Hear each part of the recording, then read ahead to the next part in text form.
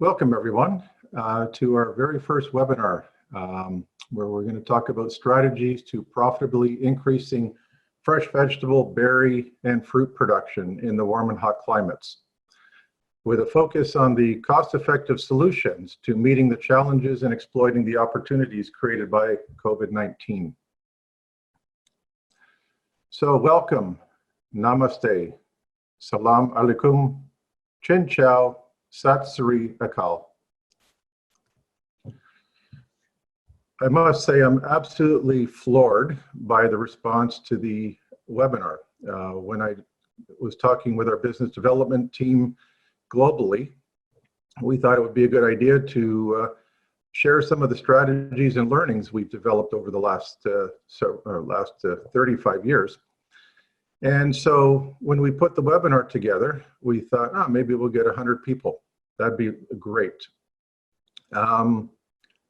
667 people have registered from over 31 countries. And if you look at this list, it's pretty amazing. There's probably countries on there that I have not mentioned because I scanned quickly through the registrations, but yeah, that was quite impressive to see the extent of the list. A little bit about myself. So my name is Retractable. I'm the president and CEO of Cravo, and I've worked there for 36 years. I have a degree in economics and led the development of the retractable roof houses and coverings. I've also developed the computer control strategy for automating the retractable roof houses in order to try to figure out how to create the right climate. But in order to do that, I really had to understand plants. So I've studied for many years plant physiology to understand how plants respond to the different environments. To further my understanding and Cravo as a global company, we have 2 research and demonstration centers in Mexico. And so I lead I decide what we're going to do, how we're going to do it in conjunction with our team. And about 10 years ago, I decided to take Cravo global. So we've been in business for 43 years now and focus primarily on North America. And I decided to take it global, and because there seemed to be interest. And I've had the benefit of visiting most installations globally. So I've got a good understanding on how different crops, different growers are using these types of houses. And to complement everything, I've developed many financial models for comparing different production systems. So I like to look at how do we link climate, market, plant physiology, and finance. Some housekeeping notes. This webinar is being recorded, so you will be able to download it for viewing later. If you have questions, you will be able to type questions, and we will try to answer as many of them as we can at the end. And we will be doing 3 simple questions as polls in order to provide feedback, but also to give us some indication on what is of greatest interest to you to learn more about. The outline: what's the situation we're dealing with? What are the potential responses by the consumer, the retailer, the grower, banks, and the government to COVID-19? We'll do a quick summary of the challenges faced by growers in hot climates. We're going to examine some choices for how to respond. We'll do a quick review of conventional production systems, open field, protected, and then look at combining the benefits of open field and protected. And then look at how yields and timing can be manipulated by combining the advantages of both. Then we'll talk about how to decide what your best response could be, looking at strategies for determining which production system best suits your crop climate, market, and budget, and then some tools to evaluate the potential profitability and return on investment. So looking first at the consumer, because we have to stay focused on who's actually really buying our product. So after COVID-19, there could be an increased focus on being healthy. So the consumer could be looking at purchasing healthier foods like fresh fruits, berries, and vegetables. They could be willing to pay more for specialty crops during the off-season. And they want to feel safe and secure, so they will tend to buy premium quality fresh fruits and vegetables that they believe are safe. So this could lead to an increase in branded products that are certified to follow food safety guidelines, could lead to an increase in prepackaged fruits that have not been touched by many hands, and that they may shop at larger retailers or online. Now let's look at what retailers want. They want to supply premium quality produce year-round for their affluent customers. So there is a segment of the market that has the cash, and they're going to be looking to buy what they want to feel healthier. But the retailers also wants a good supply of consistent quality that's at an affordable price for their mainstream customers. So there's really two segments. Retailers want compliance with food safety standards, and they really prefer few suppliers who can meet their needs year-round. Now, looking at the producer, they obviously want a good return on investment. They want to have the ability to increase their profitability both by increasing revenues and reducing the operating costs.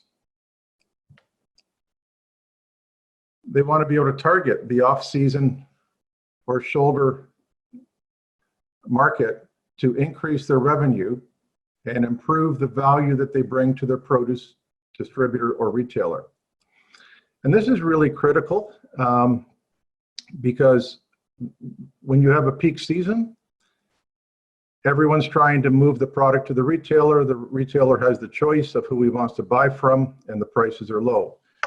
The moment you can be earlier or later with your product, you bring greater value to the retailer, which means you're now more important to the retailer. The producer really would like to grow year-round, or at least have an extended season to be able to maintain a constant revenue and a more stable workforce. And they want a business that's relatively easy to manage day to day, and it can be scaled to meet increasing demand. And they want to minimize their dependency on labor, since labor is getting more expensive and travel restrictions are reducing availability. And this travel restriction is becoming a very new situation. Growers in the UK have been worried about it for years since Brexit, but now with the COVID, the movement of labor is going to become more challenging.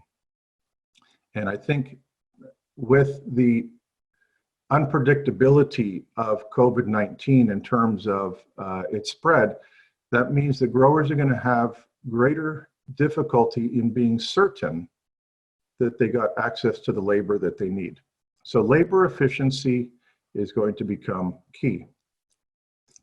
And obviously, every grower would like to reduce their dependency on chemicals.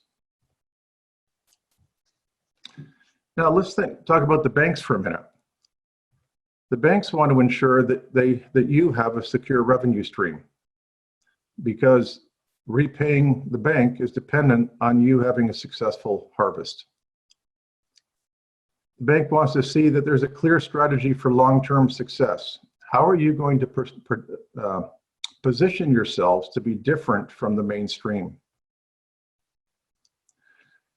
They want to ensure that the business has control over its most significant costs.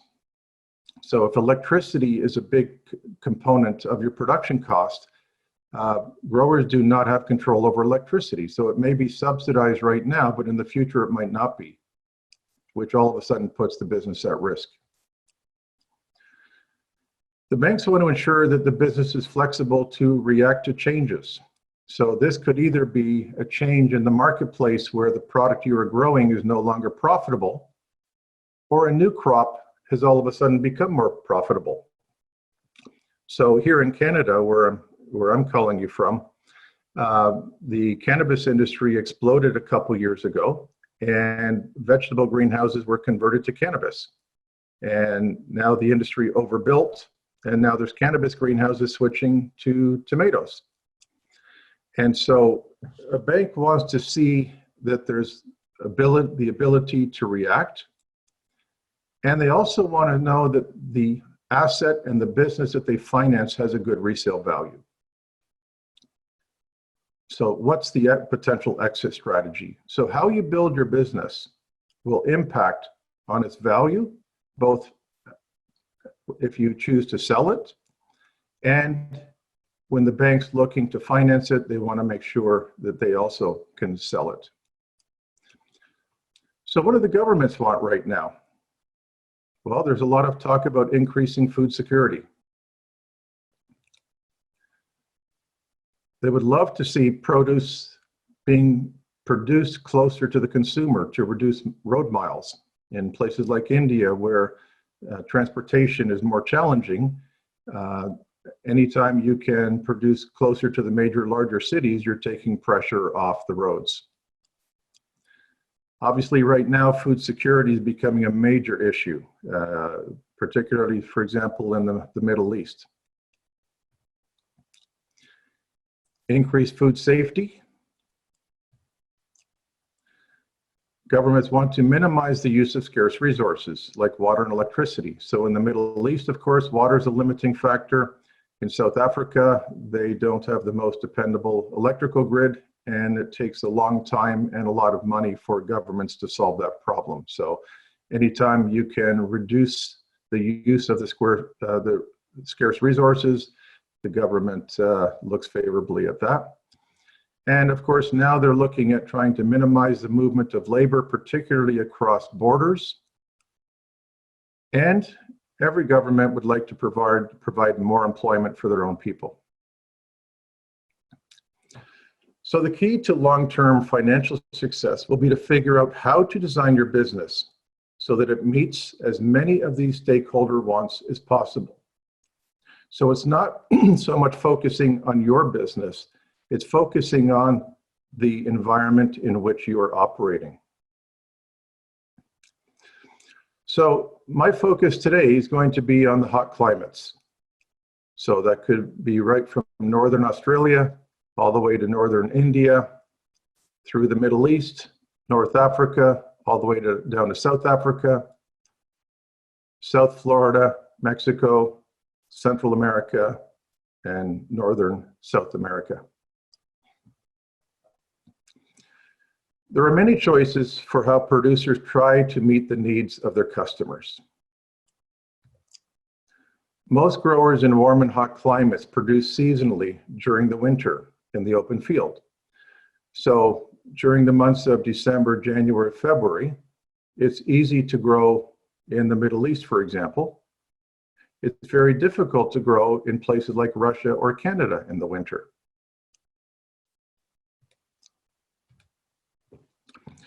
So when we look at open field, which I would call nature without protection, there's a big list of advantages and disadvantages. And most of you looking at the registrations appear to be very experienced in agriculture. So I'm not going to go through this in detail, but I'd like you just to take 1 minute and just read through this list to familiarize yourself with some of these points, because we'll be referring to those later on.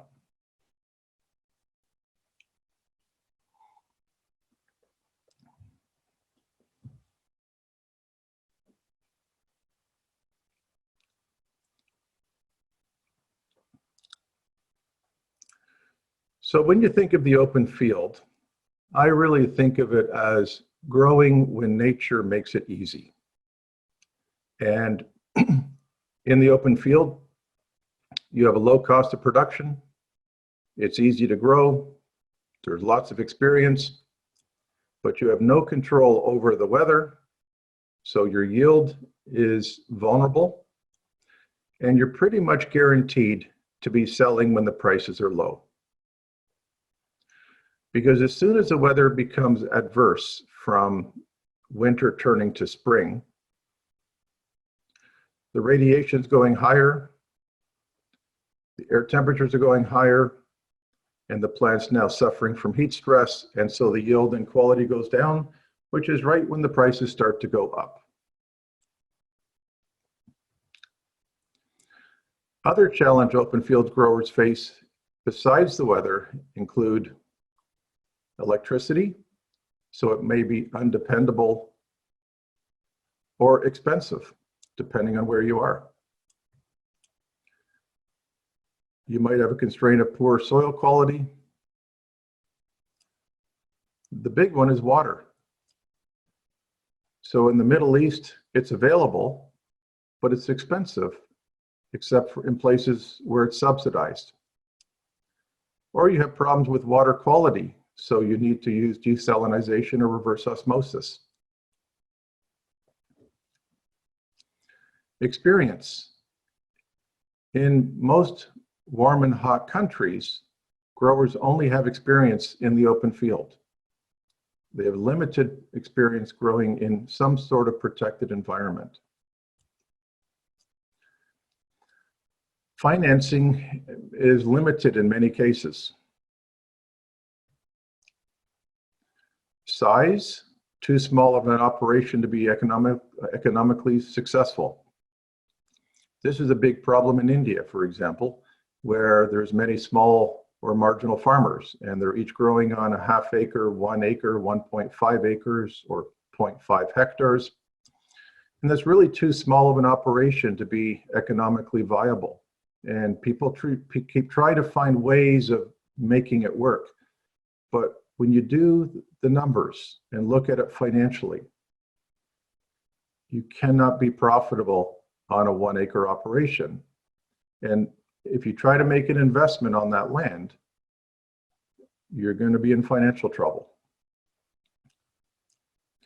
An import duty. Some countries charge high import duties on equipment designed to improve food production, and this is a major issue in countries like India, for example, where the growers are looking for technology to improve food production, but their cost of importation is high, adding to the total capital investment and cash outlay. So now we're going to talk a little bit about protected cultivation. And growers in warm and hot climates are utilizing many different types of production systems with some form of crop protection covering. So we're going to do a quick overview of the advantages and disadvantages of the various production systems using covers. The first one is net houses. You see these used a lot in Sinaloa, Mexico, in the Middle East, in places where there's not a lot of rain. And net houses have a huge set of advantages and disadvantages. And again, I'll just give you a minute to read through the list.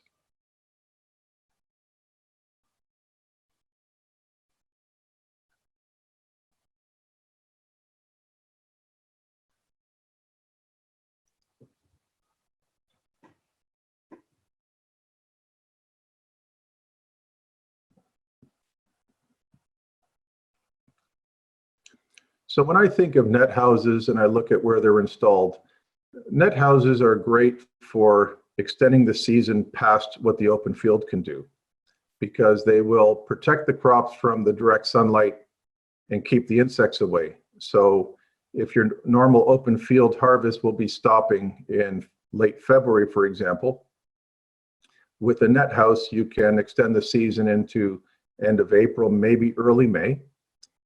And you'll get an increased yield in terms of the number of fruit, but your pack out will go up. But the major problem with the net houses is the moment you get rain, the rain comes in, And now you've got problems with humidity, foliar disease, and the plants start growing more vegetatively.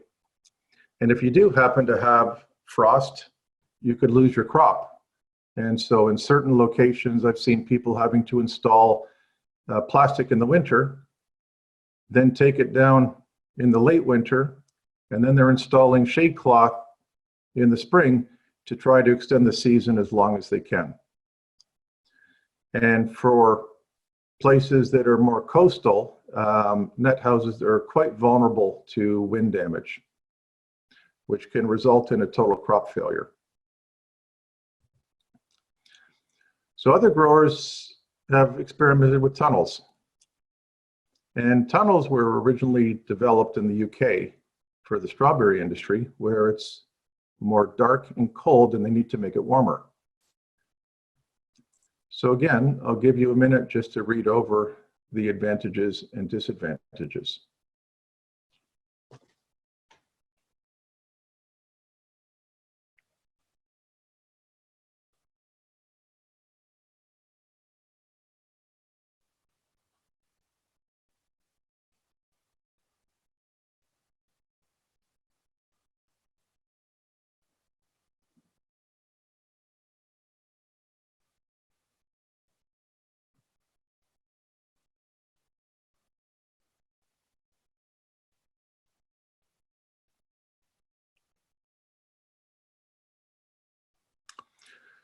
So looking at tunnels, they are effective they're a low-cost way of getting rain protection and some cold protection. But their biggest limiting factor is that they have difficulty in high radiation, high heat locations. And so they're not really good for extending the season if you're in a sunny, warm climate, but they are helpful if you happen to have a couple months of cold. And again, the houses in the plastic can be quite vulnerable to damage from wind, which again makes your revenue vulnerable. So the next one is a naturally ventilated greenhouse. And in some countries, they refer to them as gutter-connected greenhouses. In other places, they refer to them as multi-span. But the key is that you're creating openings in the roof to allow for air exchange. And again, there's a set of advantages and disadvantages.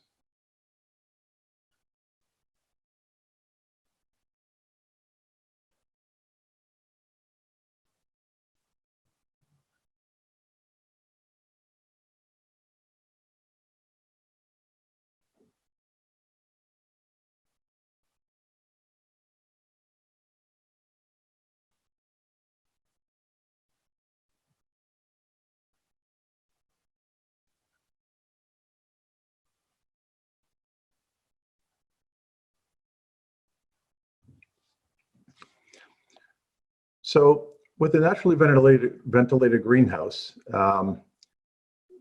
they're effective for helping the production in the wintertime if you're in a high radiation zone. But again, their limiting factor is they're very difficult to cool in a hot, sunny climate. And so when people try a naturally ventilated greenhouse, they find they quickly have to add shading systems, misting systems, or things like that to further try to cool the greenhouse. And so a naturally ventilated greenhouse is really designed to make it warmer. But if you're already in a warm climate, you're making warm conditions now hot, and hot conditions really hot. So to try to cool, growers are using pad and fan cooled greenhouses. Fans on one end, cooling pads on the other. And again, they come with their own set of advantages and disadvantages.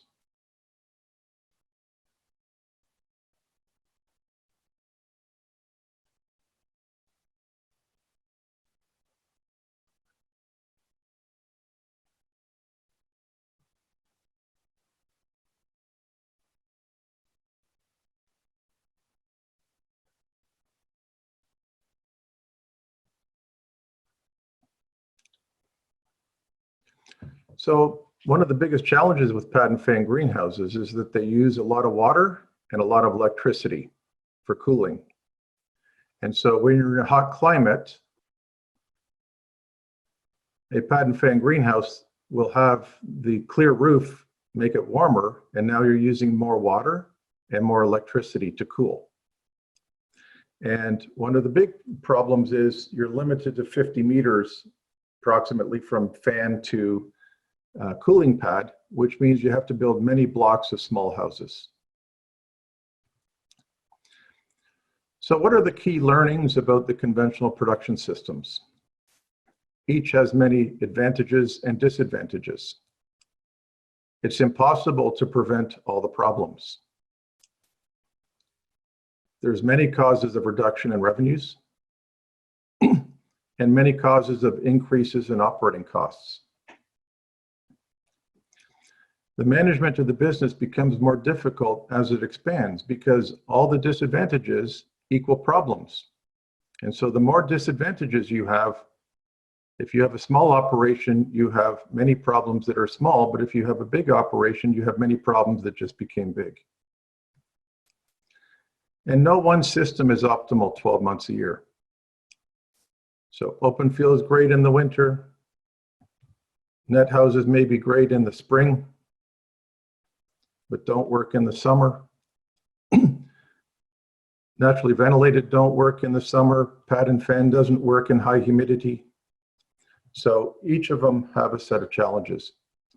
So how would our businesses be impacted if we could unlock the benefits of the open field and protected environments? The words we use impact on how we think. What words come to mind when I say the word greenhouse?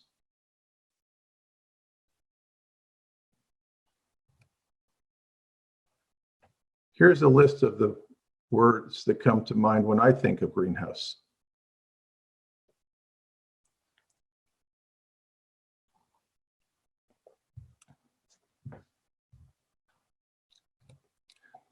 What words come to mind when I say automatic retractable field or orchard covering system?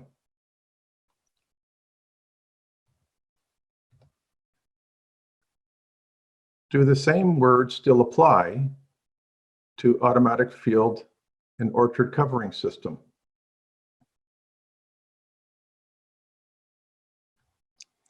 So I'm going to give you an overview of what automatic field and orchard covering systems are, so that we can then understand how to apply them as we develop our strategies for our businesses.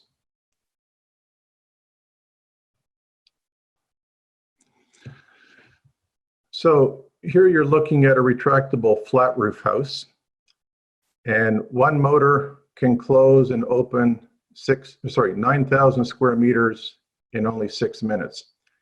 And when you see the tractor there, do you think of a greenhouse or do you think of a field? And we'll provide protection against frost, wind, hail, excessive dry conditions, and the impact of rain, but we cannot keep the plants dry. So when you look at the scale of some of these places, you don't think of the word greenhouse, you think of a field with a covering system. And these types of roofs only use 1 to 3 kilowatt hours of electricity per day per hectare, in comparison to almost 1,000 under pad and fan. And here you can see 17 hectares under one roof, and it's ideal for crops like blueberries. You could grow premium or off-season tree fruits like pomegranate, avocado, cherry, mango, papaya.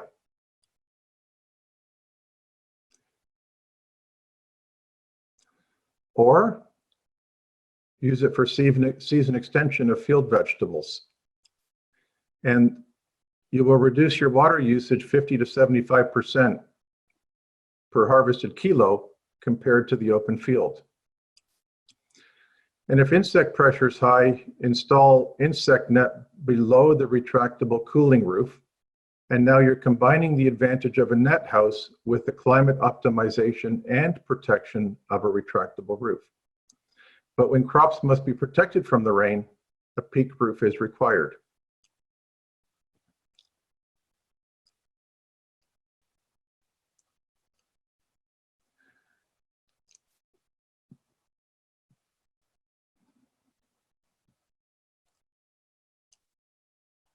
So the rain will drain into a gutter, so the area is kept dry. And one motor can open almost half a hectare or over 1 acre in around 2 minutes.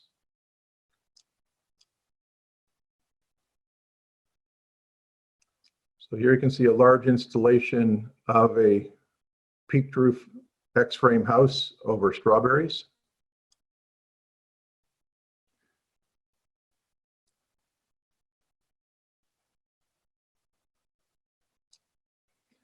And one of the big advantages is that you can grow on land that is not flat. So in many countries, excavation is expensive or difficult. And so here you can cover rolling grades without having to move land, which also preserves the soil quality, because anytime you excavate, you disturb the soil.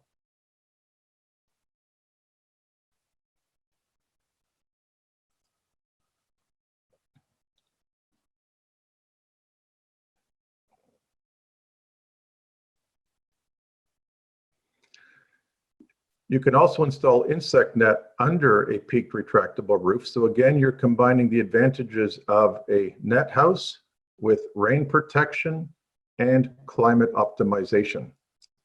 And if you're in a hot, dry location, a low pressure misting system or fog will really help through the hot, dry times. And that misting system will operate just a couple hours a day.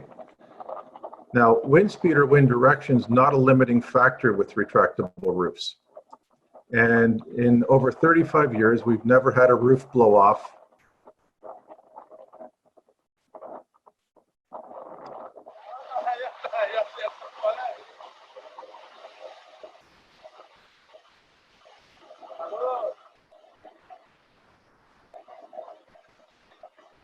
So this allows you to think about locations where you may be susceptible to a typhoon, cyclone, or hurricane. Now, retractable roof houses offer a unique benefit in hot climates. It can use a white cooling roof instead of a clear roof. So on the left, you see the greenhouse roof. On the right, you see the cooling roof. And when temperatures are optimal, the plants are receiving direct sunlight. So that would be in the morning, in the summer, or in the middle of the day in the winter.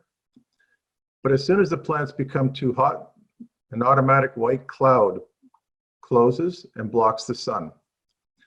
And a peaked roof house is more efficient at cooling and ventilation than a flat roof. So if summer cooling is critical, the peaked roof is better. Now here you can see two roofs closing in opposite directions. The top roof is a clear greenhouse roof. The bottom one is a white cooling curtain. And if you close them both all the way, of course, now you have an energy curtain inside for additional heat retention.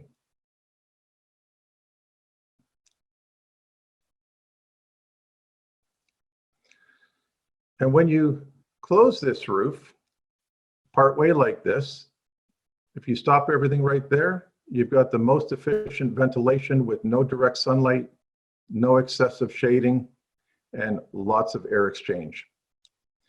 And for specialty applications, people are using 3 layers: a clear roof, a white cooling roof, and retractable insect nets.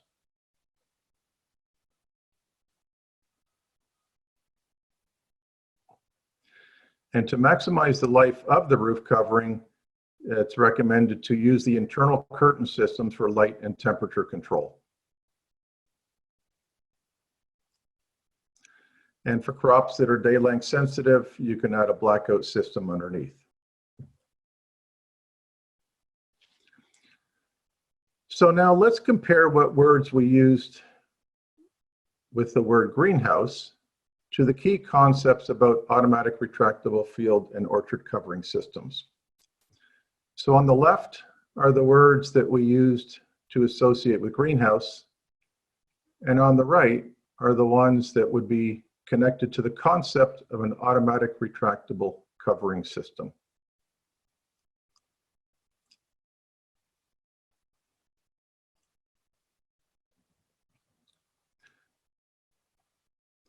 So the key difference is The field covering system starts with the concept of a field and then figures out what levels of protection are required. And it tends to be more large scale, and it would be at a lower cost than some of the other high-tech greenhouses.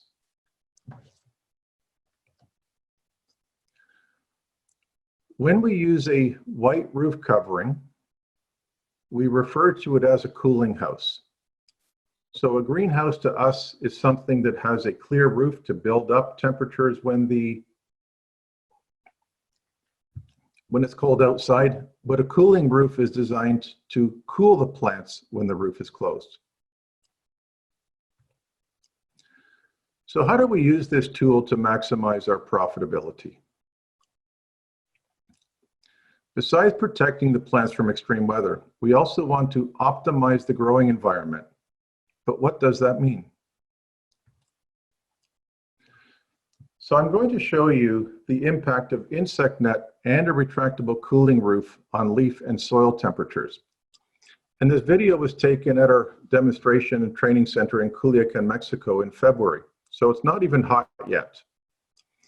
We're at latitude 24 north, 10 kilometers from the Pacific Ocean, which means the latitude is similar to Riyadh, Saudi Arabia, Indore, India, Muketsi, South Africa, Miami, Florida, and Bundaberg, Australia.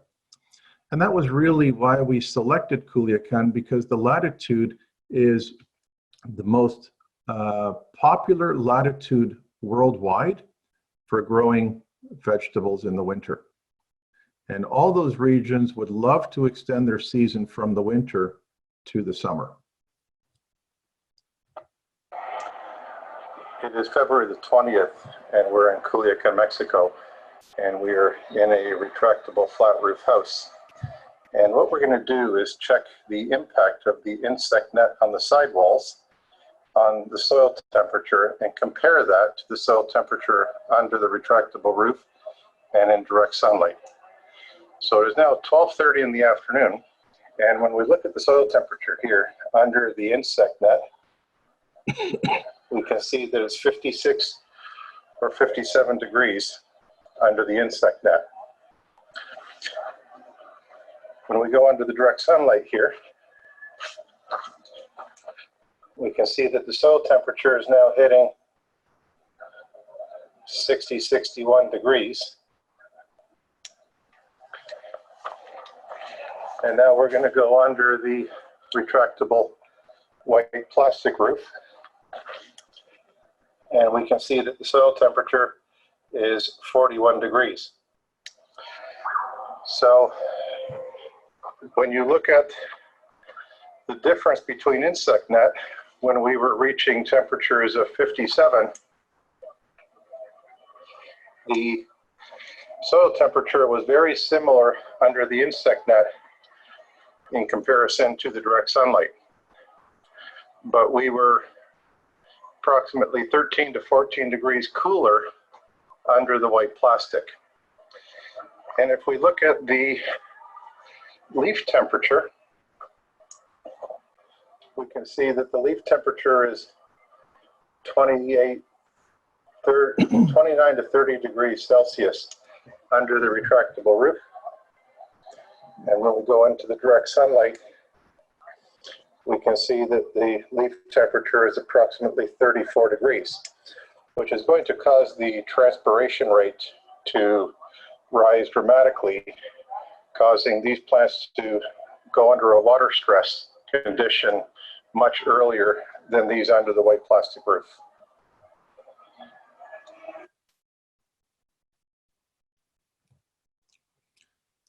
So my question to you is, which temperature do you measure when you manage your plants? Are you measuring air temperature, leaf temperature, or soil temperature? So here's a summary of the temperatures we just saw in the video. So the direct sun was 60 degrees Celsius, the cooling roof was 41. The leaf temperature went from 34 down to 30. So what do you think the air temperature was when I took this video?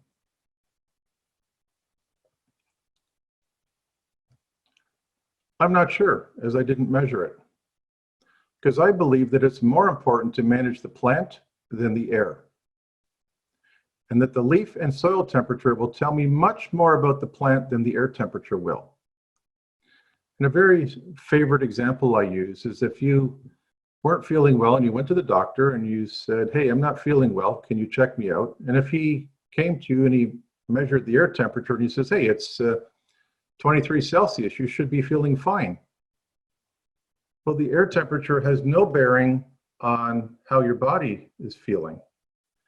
And we could see that the root temperature and the leaf temperature is significantly different from the air temperature, and yet that's what everybody measures. So the plant is what we're managing, not the climate. So what guides us the most effectively is to look closely at how the plant is developing. So looking at the climate is interesting, and a lot of people will say, well, what's the temperature inside of a cooling house? I go, well, what's more important, what the air temperature is or how the plant is performing? So I'm going to show you a comparison that we did back in 2008. So that's 12 years ago, just after we constructed our demonstration house in Mexico. And we took a tray of young plants, Don Rule 2180 from DeRuyter, and we planted on the same day in the open field, in a net house, and in a retractable roof. And I think the planting date was January 20th, if I recall correctly. This is all on the same farm, same water quality. Obviously, irrigation was different in the field than the net house and the retractable roof. And when you put the plants side by side, you can see there's a dramatic difference. So the tomato plant on the right came from the open field. The one in the net house is in the middle, and the one on the left is the retractable roof. And that basically was the starting point of our understanding that we're not managing the climate, we're managing the plant. And so the plant on the right had excessive transpiration, causing excessive water stress, causing it to develop a dwarf structure.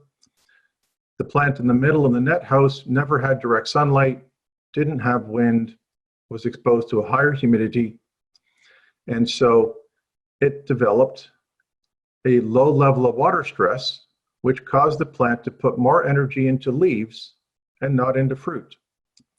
And the plant on the left was exposed to direct sunlight at 8 o'clock in the morning, and then protected by the white cooling roof from, say, 10 o'clock until 4 o'clock. And so it had the combination of an open field and a protected environment. We weren't trying to manage the air temperature.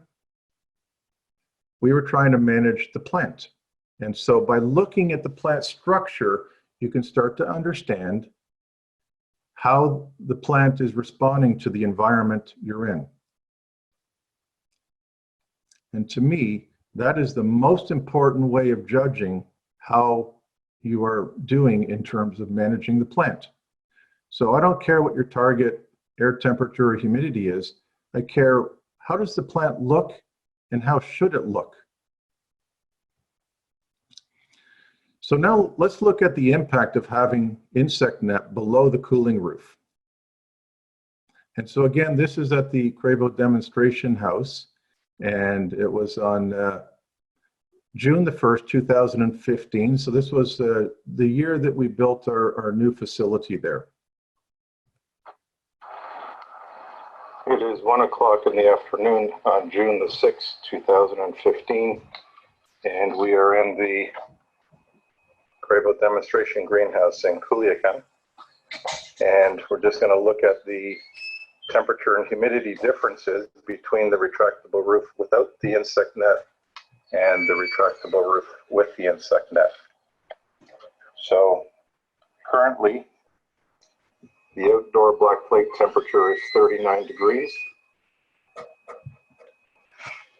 We have 5 degrees 5 km/h winds. And when we look at the temperature and humidity, right here is the side without the insect net, and we can see the air temperature is 36 degrees and the relative humidity is 49%. And over here is where we have the insect net, and the air temperature is only 1 degree higher, but the relative humidity went from 49 to 70%.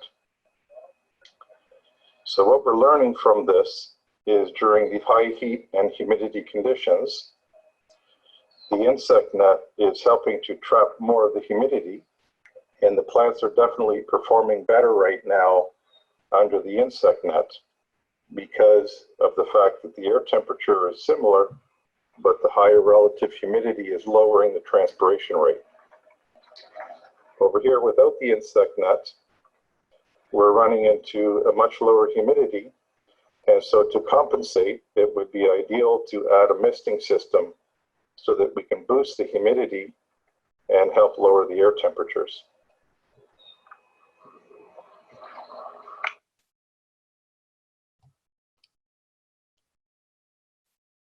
So the year we did this trial, so that was June the 1st.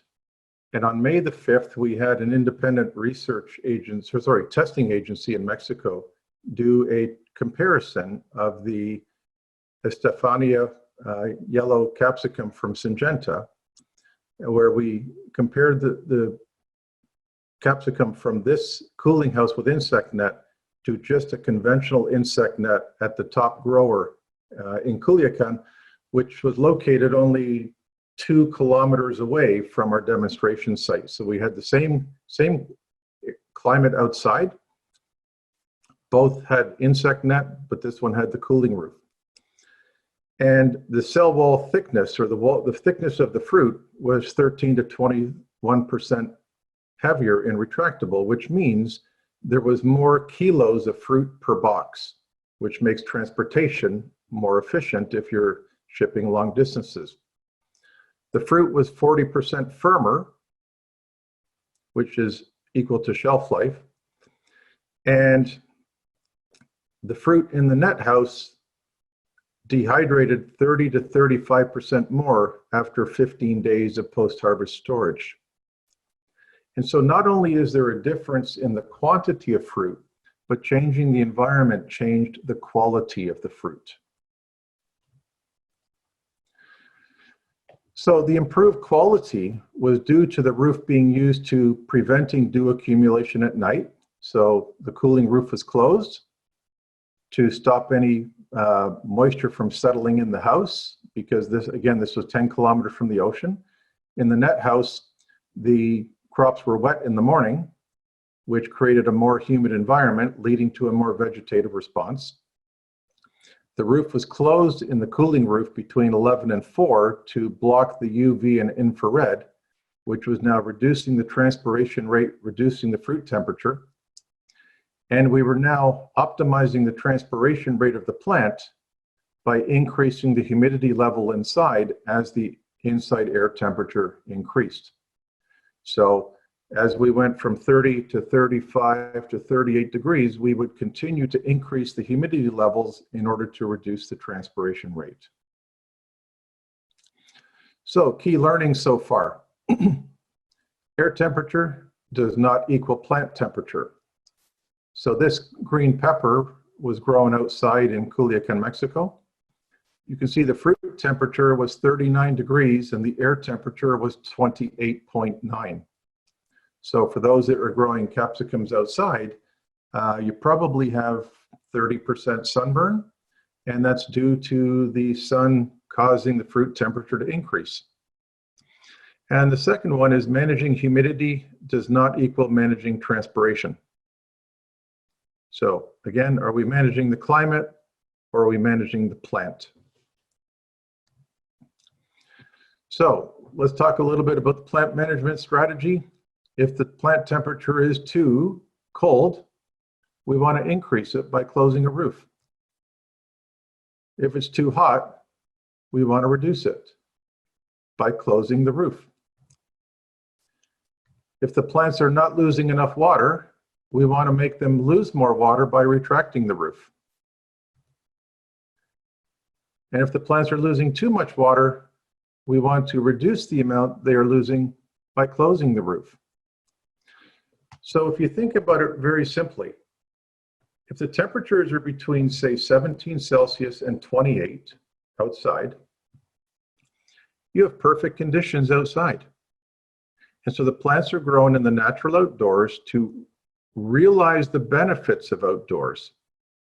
And the strategy is only to close the roof if the plant temperature is too cold, if the plant temperature is too hot, if the plant's losing too much water.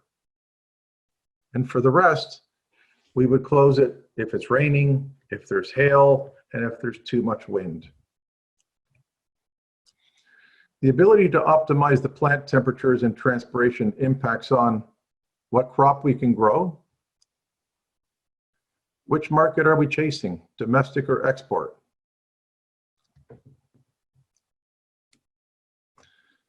The choice of varieties.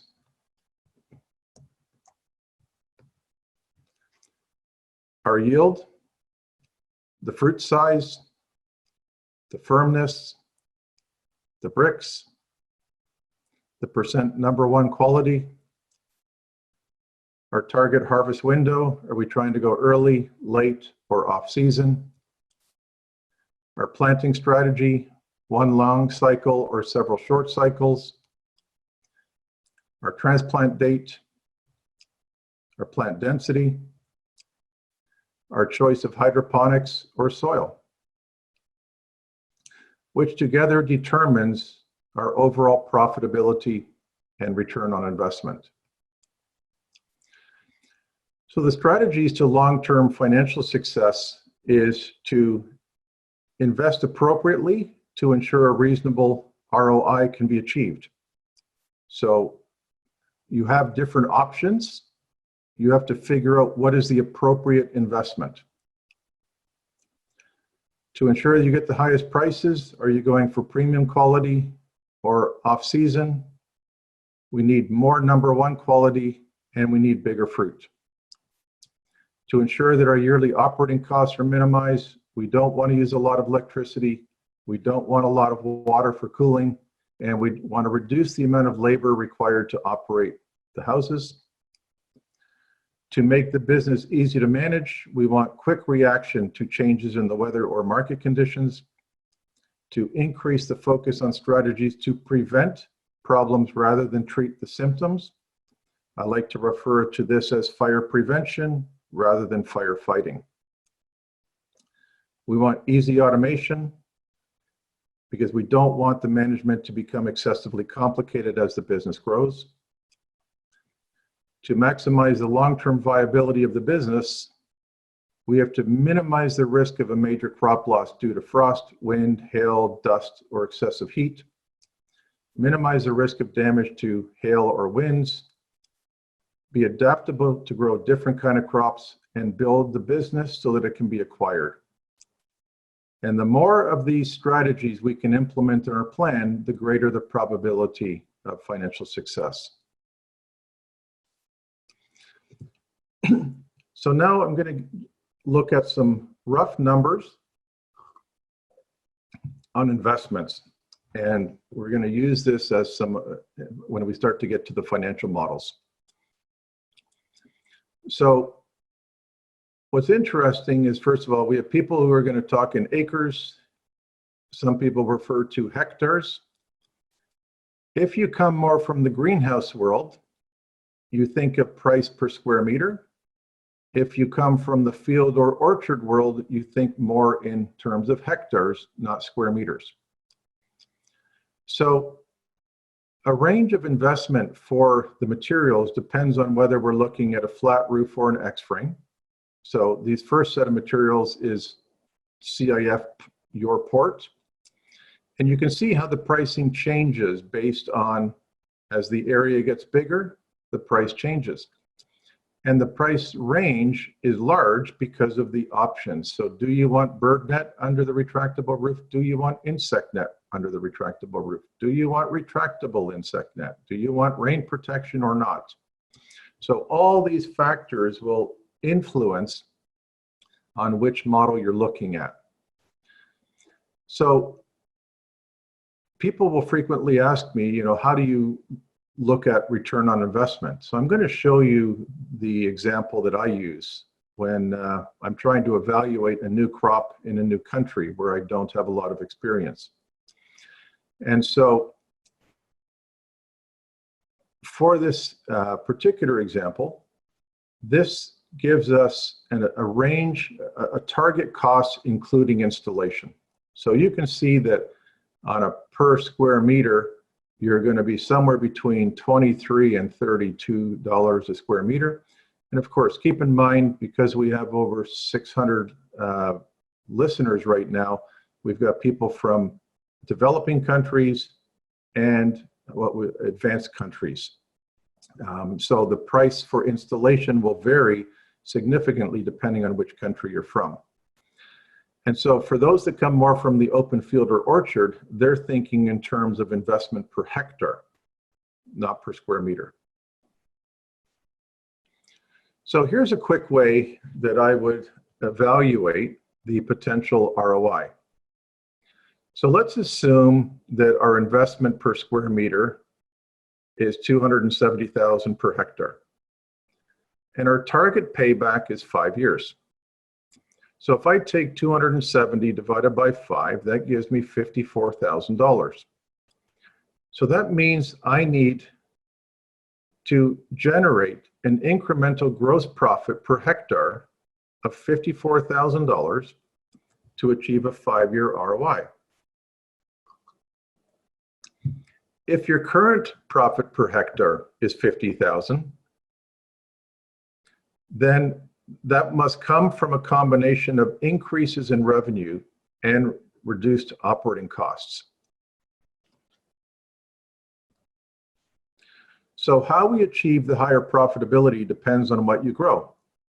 So are you growing tree fruits, berries, vegetables, or lettuce? So for strawberries, we would be deciding whether we want to target before or after the open field, decide if it's preferable to grow in the ground or in gutters, and accessibility to labor, clean fruit are some of the factors. Decide how important it is to keep the rain off the plants, since that decision will impact on the capital investment. So in certain countries like Egypt, rain is a problem, but not a huge problem. It may not be worth investing in rain protection, but if you are in the UK, for example, rain protection is a must.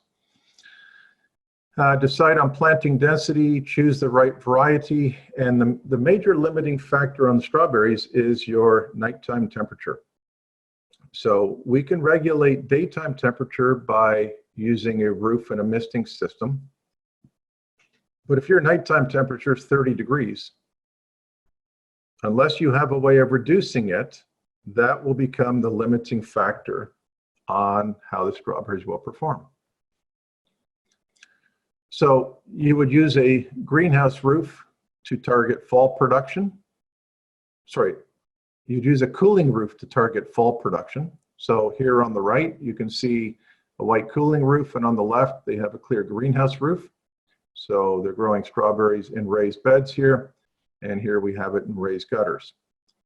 And so in places like the US, for example, or Australia, the highest prices are in the fall because it's the hardest to grow. So California is dropping off production in the fall, and Mexico hasn't ramped up yet. And Florida is limited on when it can transplant because the temperatures in June, July, August are very high. The soil temperatures will be extremely high in the open field. So they have to delay when they transplant until temperatures go down, which means their first harvest is coming in close to Christmas. By using a cooling roof, they could now transplant weeks earlier to target the fall. This particular operation on the top right is in Australia, and they actually were transplanting in the late winter, grew the plants through the hot summer, kept them in good condition through the hot summer so that they had a strong yield coming into the fall, which is when their prices are the best. For blueberries, it's difficult to advance the harvest. It's easier to extend it. What we do there is we would benchmark the current production system. So if you're growing in tunnels, for example, what's your plant density? What's your yield per plant per year? What's your capital investment per hectare? Your fixed production cost per hectare, and your variable production cost for picking, packing, and transport. So then we would create the retractable roof production system, and we would say, well, based on our understanding of how the plant development changed, we could potentially change our plant density. We can look at yield per plant. What's the capital investment? What's our fixed production cost per hectare? We would look at what's the average selling price and then determine the premium for increased size or delayed harvest. So to give an example on the change in development in a blueberry plant, so this was a trial done in Mexico. The crop in the left, and this is the variety Biloxi, crop on the left was grown in a retractable roof using organic fertilizer. The one in the middle was under a tunnel with organic fertilizer, and the one on the right was retractable with conventional fertilizer. And you can see there's a completely different structure to the plant here.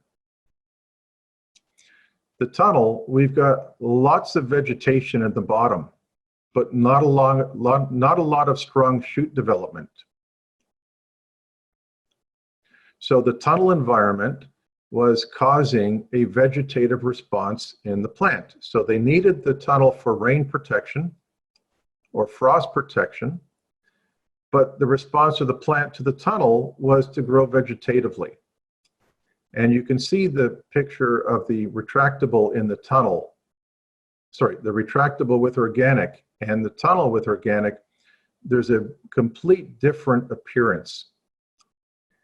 And the one on the right is comparing the difference between retractable with conventional fertilizer and retractable with organic fertilizer. So we have two variables going on. What is the growing environment and what is the fertilizer? So these factors can allow you to look at almost a doubling of the yield per square meter because you're getting larger fruit size, you're getting larger, more fruit. So better plant balance, larger fruit size, and it's easier to extend the production into the heat because you have the ability to cool properly. When we look at high-value tree fruits, we have to decide, are we covering an existing orchard or covering a new one? Determine whether you will achieve a better price if you harvest earlier or later. We would then benchmark what is the best, average, and worst yields over the last several years. So you already know what you're achieving. So that's the starting point.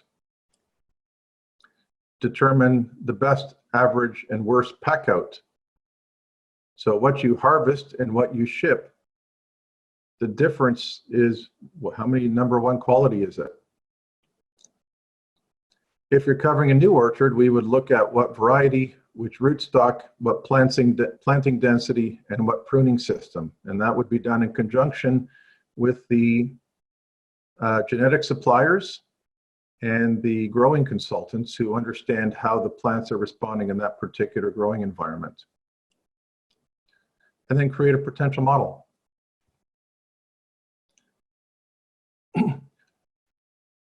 This year down in Australia, in a trial between HailNet and the automatic covering system, there was a 140% increase in yield under the retractable. And of course, in a crop like a mango, cherry, you get one harvest a year. So it better be a good one. And one of the most amazing parts is they really increase fruit size. So the cherries on the right, they actually look like mini apples. And that's essentially due to climate optimization. Strategy for vine crops. Decide if you're targeting the premium quality or the good quality market. Decide if you want to optimize field growing or to go higher tech with hydroponics. Target the harvest window, the target harvest period will determine whether it's better to grow one long cycle or two short cycles, or in the case of cucumbers, 3 cycles. It's always difficult to plant earlier in the summer due to the pollination challenges. It's easier to do a planting in the winter to have a strong summer plant going into the summer. So if I'm trying to target, let's say in the Middle East, I have a choice of either extending the September planting into June, or to also do a planting in January to try to get a really strong plant going into the summer. The insect pressure will be very helpful in climates with high pressure and low humidity.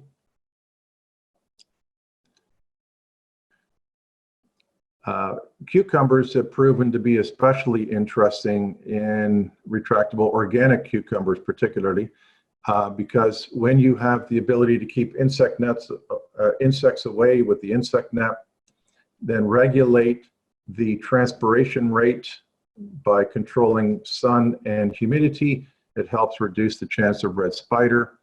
And if you can keep the rain off the plants, then you can avoid the challenges with foliar disease.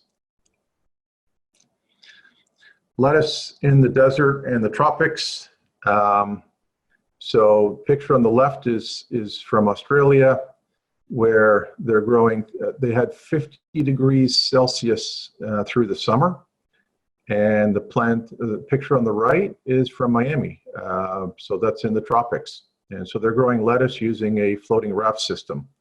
So depending on where you are, your target market, the picture on the left here just has a simple cooling roof. The one on the right has a retractable greenhouse roof, a retractable cooling curtain, and retractable insect net. So they're really, really able to regulate the climate in order to manage the crop quality.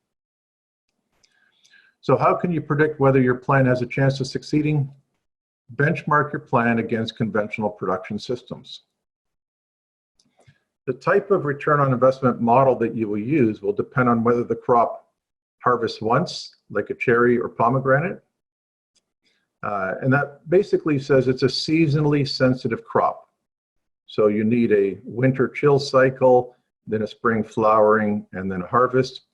Or you have an extended harvest like a blueberry, strawberry, where the crops are day length sensitive.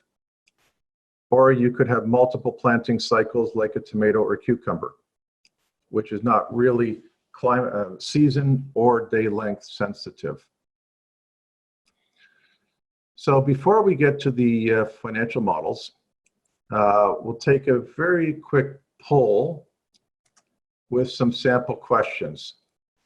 And if you could just take a minute to fill this out, this would give us some good feedback on what your primary interest is as we look at what type of webinars to do in the future.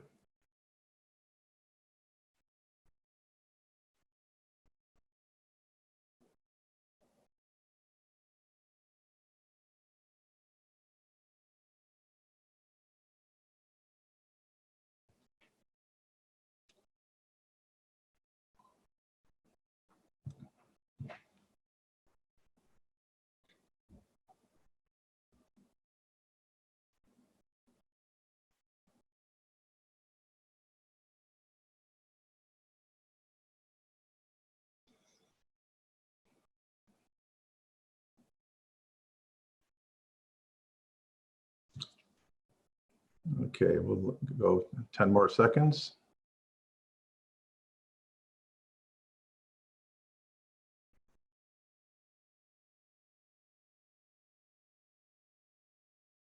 Great, thank you.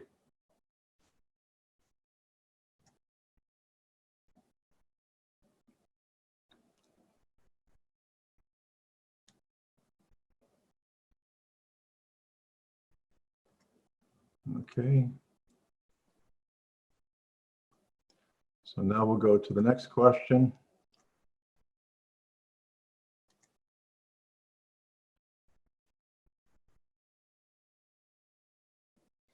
This is a little broader question because it's focusing on a wider set of applications.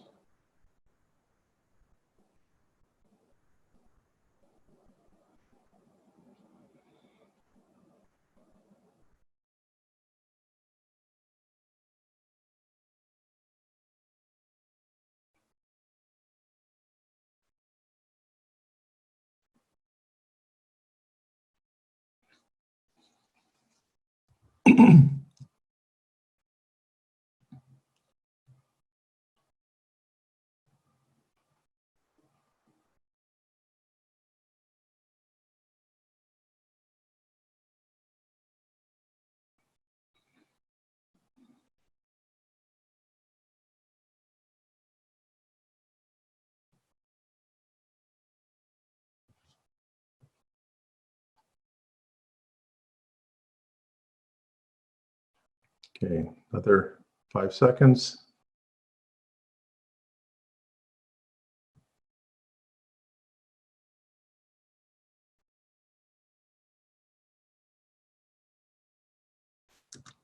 Okay, great.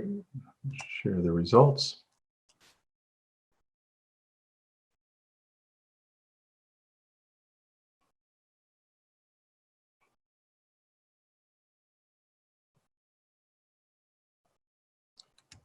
And the final question is, we still have to go through the ROI, but I would like some feedback on just your evaluation so far, how we've done on this.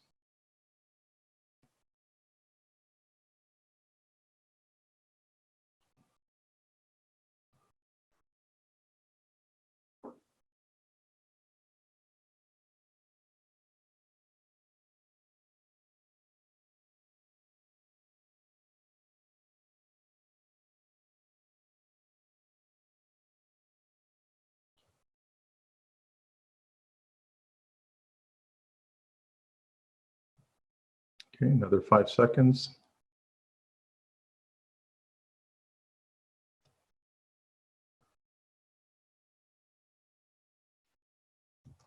Great. That's amazing. This has been a lot of work to pull together, and so I appreciate the feedback on that.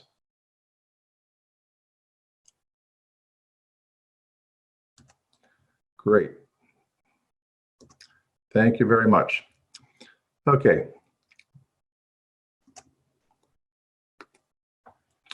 So, because many of you know us already, before we get to the financial models, just if you do want more information, there's just some email addresses for the panelists that are joining us on this webinar. So if you want to jot those down, you can feel free to reach out to them directly.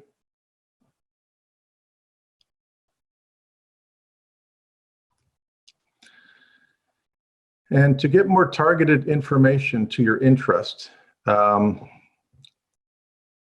we have lots of information on our website, and I'm just going to show you.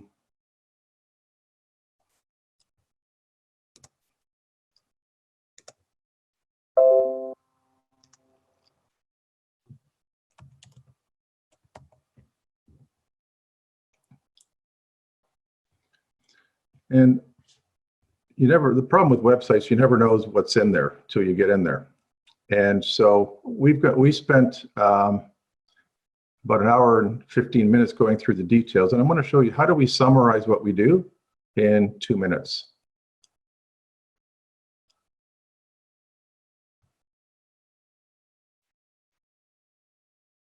Today, more people around the world than ever before are integrating fruits and vegetables into their diets.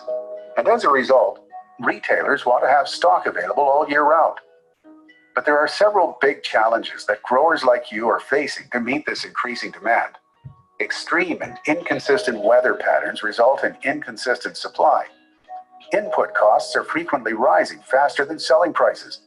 And insects cause massive damage to crops at the same time as consumers demand that their food is produced with minimal chemicals. So for you, the challenge is how to have predictable and consistent supply when the weather is inconsistent. For over 35 years, we've been working on the solution. Introducing the retractable roof production system, which creates a more consistent growing environment for farmers in warm and hot climates. When the weather is ideal, the roof will automatically retract, allowing the natural outdoors to come inside.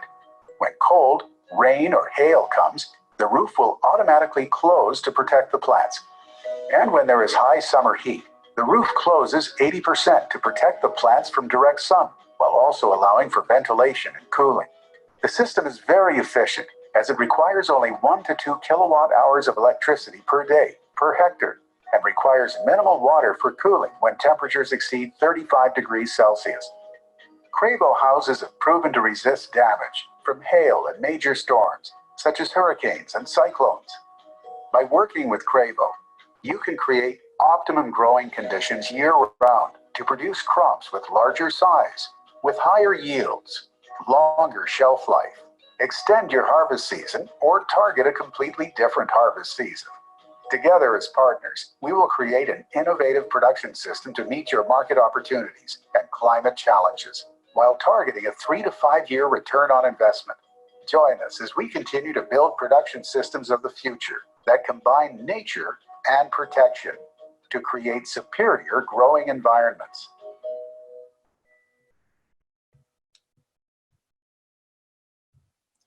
Okay, now for those of you that really want to understand more about the production system itself, if you go here to the science... Over the last 35 years, Cravo retractable roof houses have been installed on 6 continents.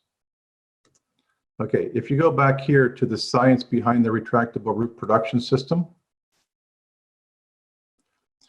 you will find a series of 6 videos that I created that basically go through in detail the overview of the production system, looking at plant temperature, focusing on water loss or transpiration, looking at water stress, the difference between a cooling house and a conventional greenhouse, and automating the retractable roof and walls.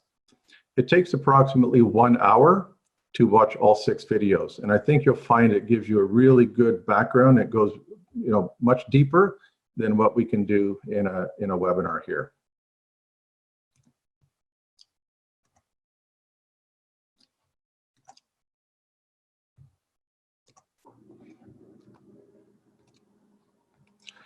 So now what we'll do,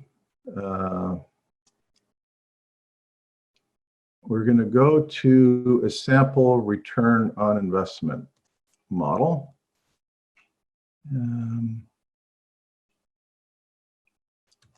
So we're going to start off very simply.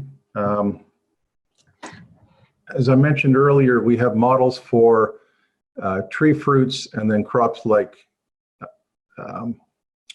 blueberries and then vegetable crops. So we try to do one of these for every application to understand the financial viability of a future production system. And so what we like to do is benchmark what's currently happening. So if you were growing, for example, papaya, cherries, mango, whatever, what are you currently doing in your open field in terms of tons per hectare, your best year, your average year, your worst year, what's your percent pack out, and what's your actual pack out best and worst. Then using what we've learned over the years, we would forecast what is potential in terms of yield and pack out. What's the percent increase in expected volume? We would look at what's your cost of production per hectare and what's your variable cost of picking. And because in the tree fruit industry, the focus is either on size or timing. So your revenue per hectare is going to be controlled by the price based on size. So for example, this was an example of cherries. And as the size increased, the price increased. And we would look at what was the actual percent of harvest by size, and then what would be the forecast harvest by size. And so in this particular example, the average revenue went up 18% simply by looking at the change in the fruit size. Then in the tree food industry, timing is actually one of the biggest factors. So if you harvested 1 week earlier, 2 weeks earlier, 3 weeks earlier, or you delayed it, what is the premium that you would get from harvesting earlier or later? And so the average price was $18.20, but I can simply just say, okay, well, we're going to target going 2 weeks earlier. And now it changed my average selling price to $20. We would then look at what is the investment in the current production system. If we used a flat roof, if we used a peaked roof. So what is the price for the materials? What's the extra for installation to give us an installed cost? And after that, we would look at what is the gross revenue and profit per kilo in the open field, in the flat roof, in a peaked roof, to understand our profit per kilo. What's the percent increase in profit per hectare? The percent increase in both in dollars and in percent. And this one's really interesting because it says we could reduce our orchard size by 50% if we had a higher yield, because in open field, you're growing extensively because your yield is lower, your pack out's lower, so you need to grow on more hectares. But if you change to a high density planting system, and then you manage the climate, you can achieve a higher yield off a smaller footprint. And so by going through this example, it's going to tell us what is the payback in years from the first harvest. So if I'm investing 30,000 a hectare in a hail net and 350,000 in a flat roof, my increased profit from better sizes and earlier still gave me a 1.6 year return on investment measured from my first harvest. So if it took 2 years to get your first harvest, you would add 2 years to the 1.6, and so you'd be at a 3.5 year return on investment. Excuse me. So that gives you an example of how we do the analysis on a tree crop. If we now go to the blueberry,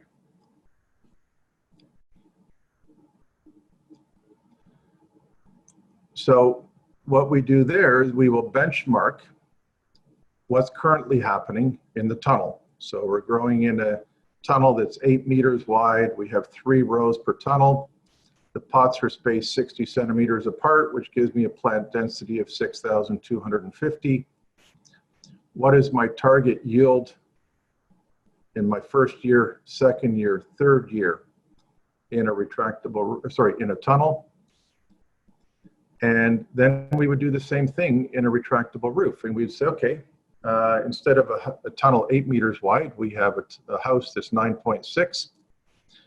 Because the plant structure in the Cravo roof is more compact, we can actually increase the density. So we're going to put 4.5 rows in per house. That means one house has 4 rows, the next house has 5 rows, and then 4 rows, and then 5.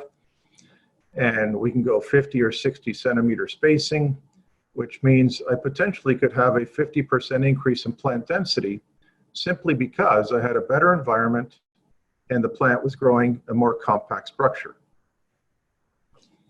Then we would look at what is the yield increase from growing in a better climate. So what's my yield increase in year 1 versus a tunnel versus retractable? What's the target in year 2 and year 3? Excuse me, I'm seeing the sweet cherry. Oh. sheet. Oh, sorry.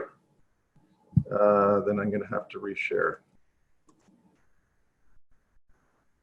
Sorry. Thanks for letting me know.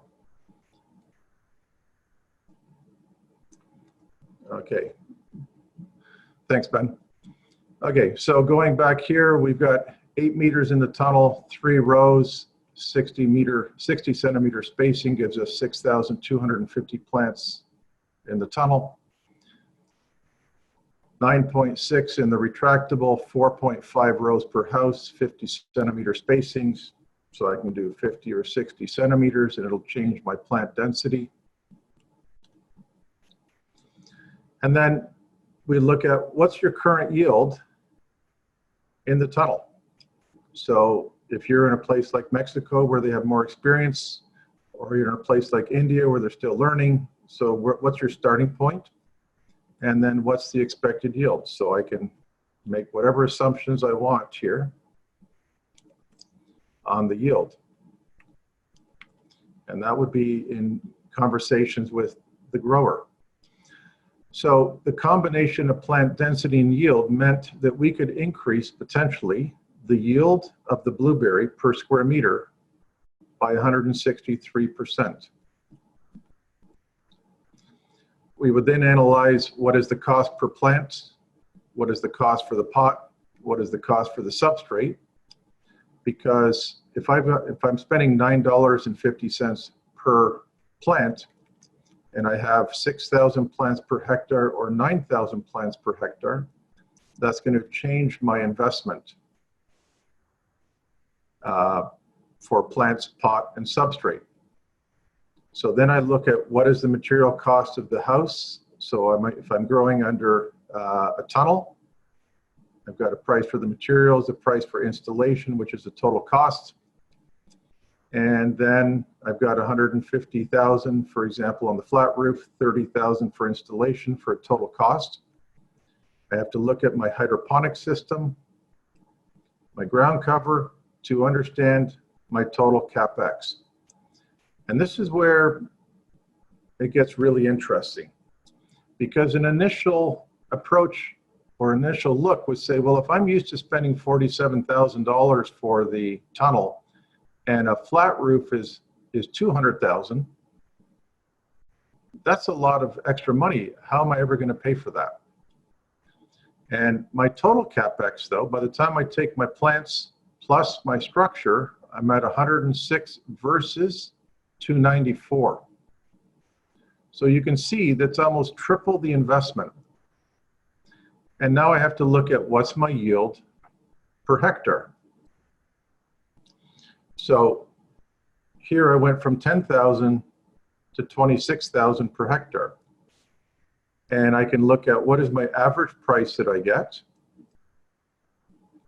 and what's my premium for either size, quality, timing. And so this is where your market analysis comes in. Who are you selling to? What timing? What's someone willing to pay you for it? Which is now going to tell me what's my total revenue per hectare. So it went from 70,000 to 200,000 per hectare. My cost of production was 41. We assumed it went to 52 here because I'm using more fertilizer. I have a higher plant density, so my plant management cost is higher. And now I have a gross profit before my harvest cost. I'm spending $1.50 for every kilo I harvest to pick it, pack it, and transport it. So whether I grow it in a tunnel or in a retractable roof, that $1.50 is a fixed cost per kilo. So when I multiply my total yield by my $1.50, my variable cost went from $15,000 to $40,000. My net profit per hectare went from $14,000 to $112,000. My net profit percentage went from 20 to 56. My production cost per kilo went from $4.10 down to $1.90. So my investment here is my total if I take my total investment divided by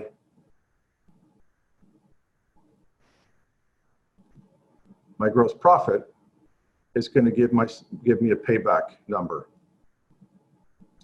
So we talked about constraints earlier. So you may have a constraint where you have a total target number of kilos, or you've got a budget, or you've got land available. So this will then help you understand what is the different constraint you're faced with. So if I need X number of kilos, how many hectares do I need, and what's my total capital investment? What is the total budget I have? So if I only have $1 million, I can do 9 hectares of tunnels or 3 hectares of retractable roof. And if I only have 10 hectares of land available, what is the kilos produced per year out of that 10 hectares? So again, this is helping you to do some sensitivity analysis to make some assumptions and forecast what would the financial model look like if this happened or if that happened. And you want to benchmark it to what is currently being done in the region you're in. So now we're going to go to the new share.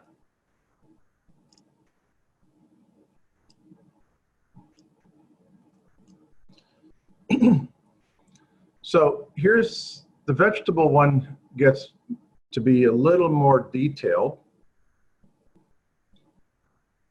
because you got many ways you can grow colored peppers, for example. So this is an example from North India. And you can grow colored peppers. Well, you don't grow them in an open field, but you can grow peppers in an open field.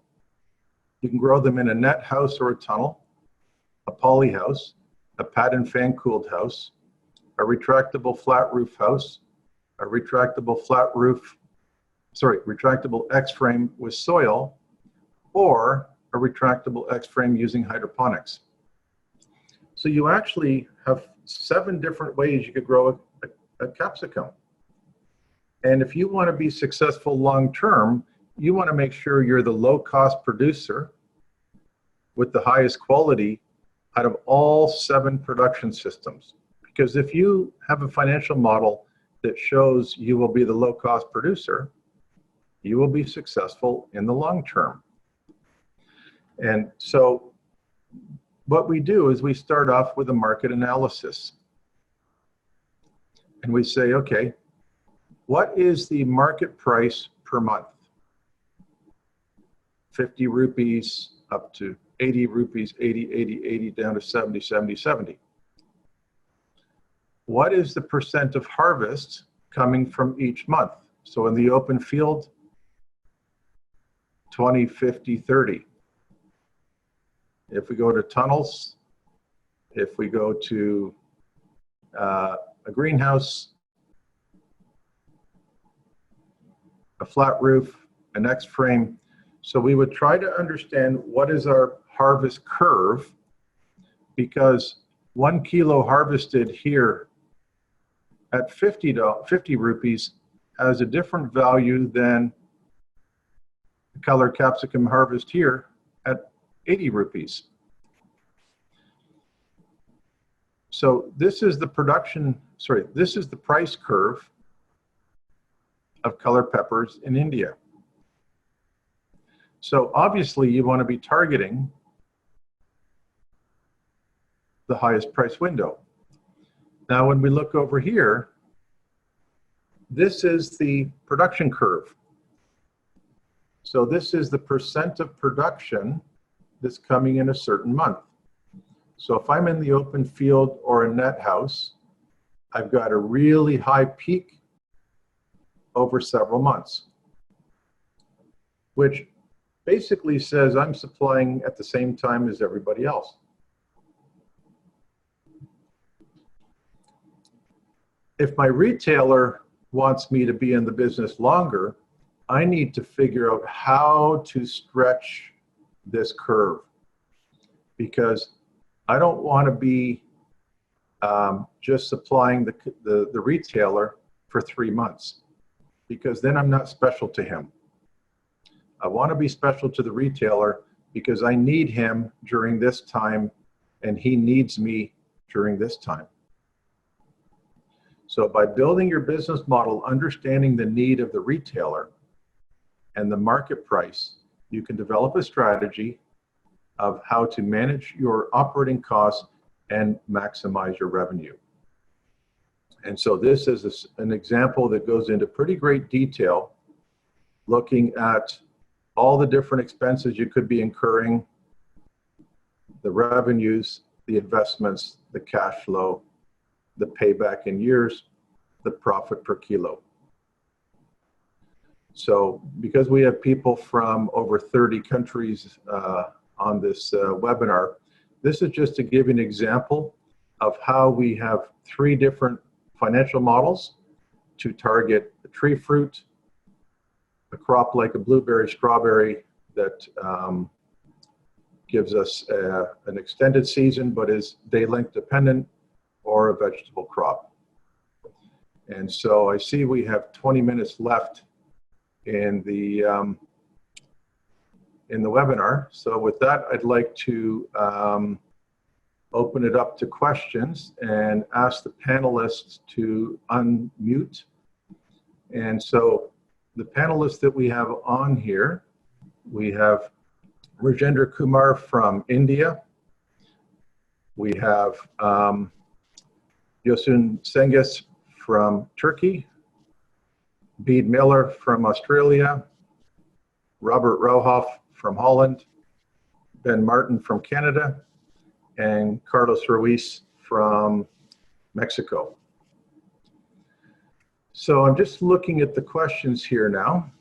What is the longevity of such systems compared to polytype systems? So, we're going to answer that live. So there's basically 2 things. There's the structure, or what we call the hardware, and then there's the covering. So there are retractable roof houses that are 30 years old that are still in operation. So because it's all steel, aluminum, and stainless steel, you can be looking at 30 plus years. Roof covering average life is 8 to 12 years. Next question. How does the CapEx cost of these systems compare with pad and fan over a large area? Okay, I've already addressed the average CapEx for different size houses. The critical difference here on a pad and fan cooled house is you're typically limited to 1 acre, 1.5 acre sizes per house because of the distance limitation between the cooling pads and the fans. And so it's hard to get economies of scale on a pad and fan. So whether you build 1 acre or 20 acres, it's essentially the same cost per square meter. And so in a retractable roof, because there is no cooling or ventilation limitation, when I'm putting 5 or 10 or 17 hectares under a retractable roof, my cost per square meter will drop. Next question. How this system can be effective in Kenyan climatic conditions. So I guess I'm not totally familiar with Kenya, but if we go back to what are the climatic limitations that are the most difficult to manage? So I would say the most difficult thing to manage is high nighttime temperatures, because there's really no cooling system that's super effective during the night. Even pad and fan, humidity levels increase at night. And so a cooling pad system doesn't work well with high humidity. And so as your humidity level rises, you're basically just bringing more humidity into the house and not really cooling it.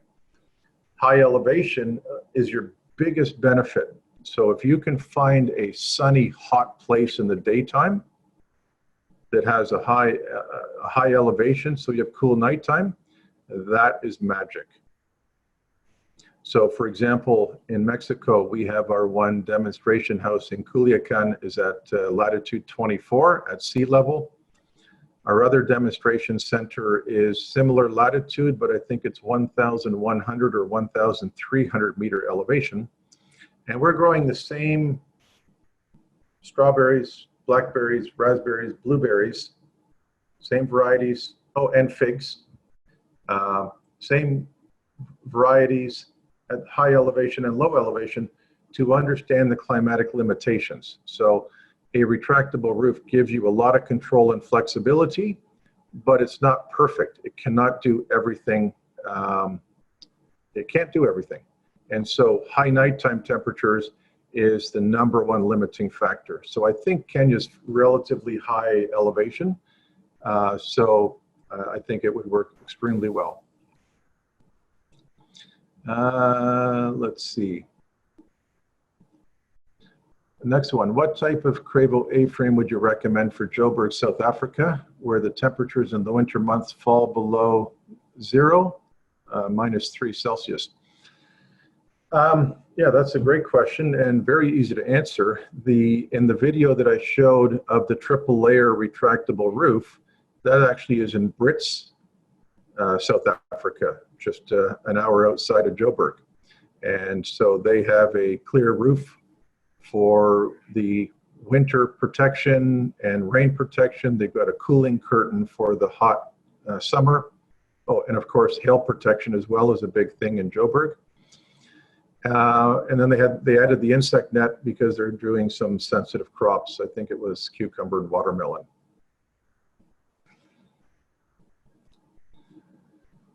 Next question. What kind of structure can Cravo install for ornamental seedlings, forest ceilings, and ornamental container plants? So depending on where you're located. Richard, sorry to interrupt. There is actually a request coming that the spreadsheet should be closed and the picture should be broadened. Oh, sorry. Yeah. Okay. Yes. No problem. Sorry for interruption. Yeah.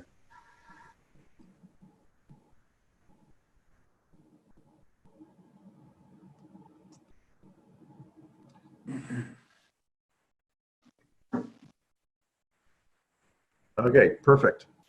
Yeah. Okay. So now I've got to get back to the questions. Okay, next one. What kind of structure can Cravo install for ornamental seedlings, forest seedlings, and ornamental container plants? Depends whether you're doing propagation or production. So if you're doing propagation, a peaked roof house will be preferred because rain protection is a major benefit when you're doing small young plants. But rain protection is not really required as you're getting into the larger sizes. So typically in ornamental plants, your challenge is the basics of too hot, too cold, too windy, and hail, or the impact of a hard rain. So for those types of crops, I think a peaked roof is great for the propagation, but for production, just a large scale, economical flat roof house is all you require. Next question. With retractable cooling houses, how is virus, fungal, and disease managed? So first one is, there's three, I think it's three basic principles. First one is grow a strong plant. And so if you can grow the plant outside, get direct sunlight, UV, infrared, wind on that plant, you're naturally going to develop a leaf structure that has a thicker wax cuticle, which is your primary defense mechanism against insects. So foliar, fungal, and bacterial is really grow a strong plant and keep the moisture off. So moisture comes in two forms. You get dew at night and rain. So closing a roof 95% at night seems to be the best solution to preventing dew from forming on the plant at night. So if I close the roof at 3 o'clock at night or 10 o'clock at night, and I close at 95%, I will stop the dew from forming on the plant. Then I retract the roof at sunrise or whenever the temperature gets warm enough. And now I have dry leaves in the sun. And if you have dry leaves with a thick cuticle, then you really can't have foliar disease. And virus is, there's two things affecting virus. The first one is the plant stressed? And the second one is how high is the pest population? You'll notice in the open field that the pressure of insects and virus gets higher when the heat comes. And when the heat comes, the plants transpire more, they suffer more water stress, and all of a sudden the leaves start to flag. And when the insects see flagging leaves, that basically is a signal to the insect that that plant is an excellent host for babies to eat. And so if you can close the roof when it's really getting hot, reduce the transpiration rate, keep the plant full of water, the insects do not see plants that are good hosts for their babies. And so we have seen significant reduction in insect reproduction by managing plant health. But for certain crops and locations, so in certain countries of the world, virus is a big problem on tomato. And so adding the insect net underneath the cooling roof helps a lot. In certain countries, I think it is Australia, they don't have the same viruses. And so, you know, the tomatoes are growing without insect net there. How difficult to manage different crops under one roof? That is a fantastic question. So I look at this in a very simple way. If it's too cold, all crops will react to too cold. So if you had -2, every crop will suffer or die. So roofs would be closed. If I had 10 degrees, some crops would really stop growing and some wouldn't. So too cold is quite easy because you're just going to say, at what threshold do I close the roof to keep plants warm? And typically it'd be, say, somewhere between 10 and 15 degrees. As soon as the temperature went above 15 degrees, then the roof would be retracted. All the plants are outside, just like your garden or just like your field. So you could have, you know, tomatoes over here, capsicums over here, cucumbers over there, all in the field. The problem is when it becomes too hot. And so let's use the example of tomato, pepper, cucumber. The most sensitive crop is cucumber. So I would need to close the roof to protect from excessive plant temperatures and transpiration sooner on the cucumber. Then it would be the capsicum, and then it would be the tomato. So it's not difficult to manage, but what you would want to do is make sure that you have similar crops under similar motorized roof zones.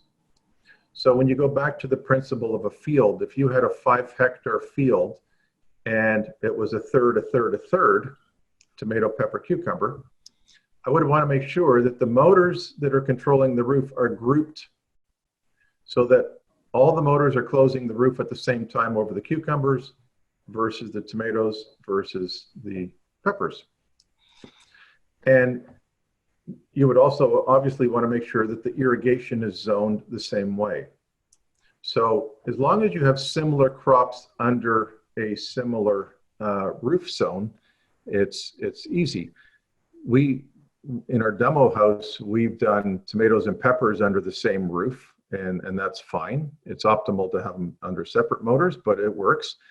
Cucumbers, you must have on a separate motor zone because they need protection much faster and much harder than the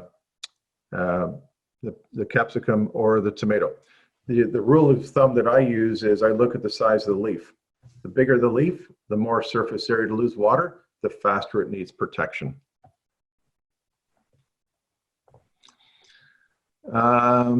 Next one. For the Middle East, will the triple screen help the tomato get through the adverse summer with temperatures of 45 to 50 under shade and high humidity? So I'm going to go back to my earlier comment about nighttime temperatures. So the daytime you can typically regulate quite well when you have the combination of the greenhouse roof, the cooling curtain, and the insect net. And if you have, and if you're under high humidity, then that means that you would be shading less because you're trying to make the plant lose more water in a high humidity location. So if I think of the tropics versus the desert, in the desert I have low humidity with excessive transpiration, so I need to reduce it.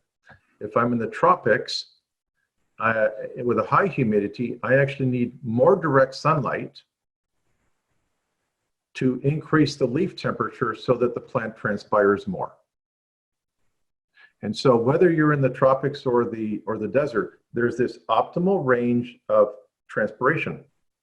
And I'm either trying to increase it or I'm trying to decrease it. I just, as long as I know what my biggest problem is, I can come up with a strategy to deal with that.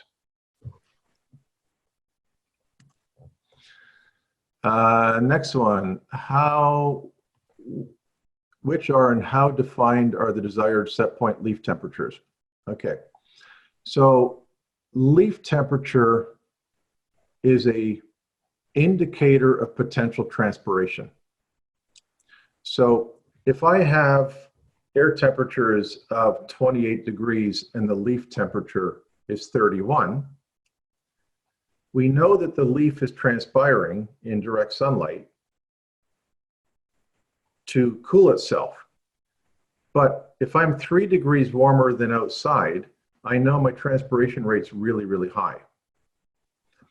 And so what we do is we first look at the plant overall. Am I happy with the plant structure? And if you think back to the tomato crop that had the 3 tomatoes side by side, the open field, the net house, and the retractable, by looking at those plants, I can say the open field transpired too much, the middle plant didn't transpire enough, and the one in the retractable roof had the optimal transpiration.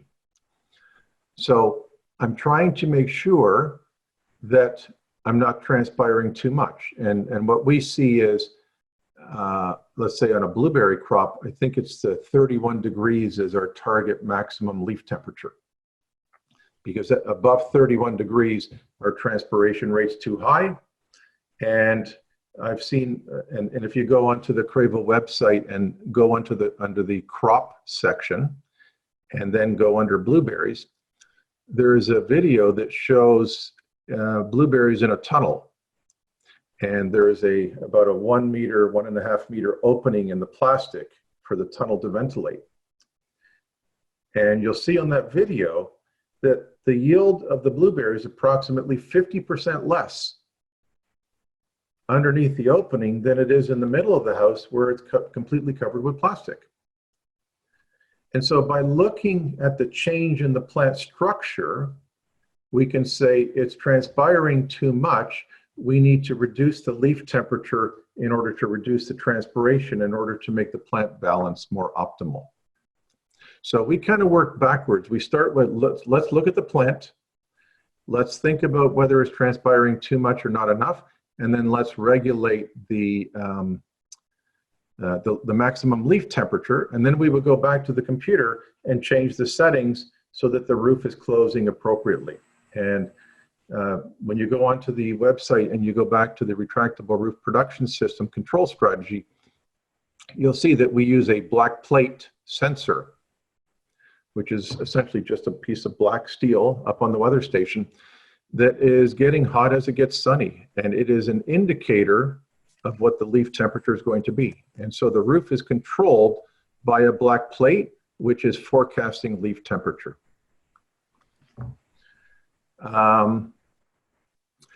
Next question. For a greenfield blueberries 1 hectare installation, what would be the fruiting time? You would have yield in the first year. So you obviously have to transplant at the right time, but you should be able to at least get a kilo, kilo and a half in the first year.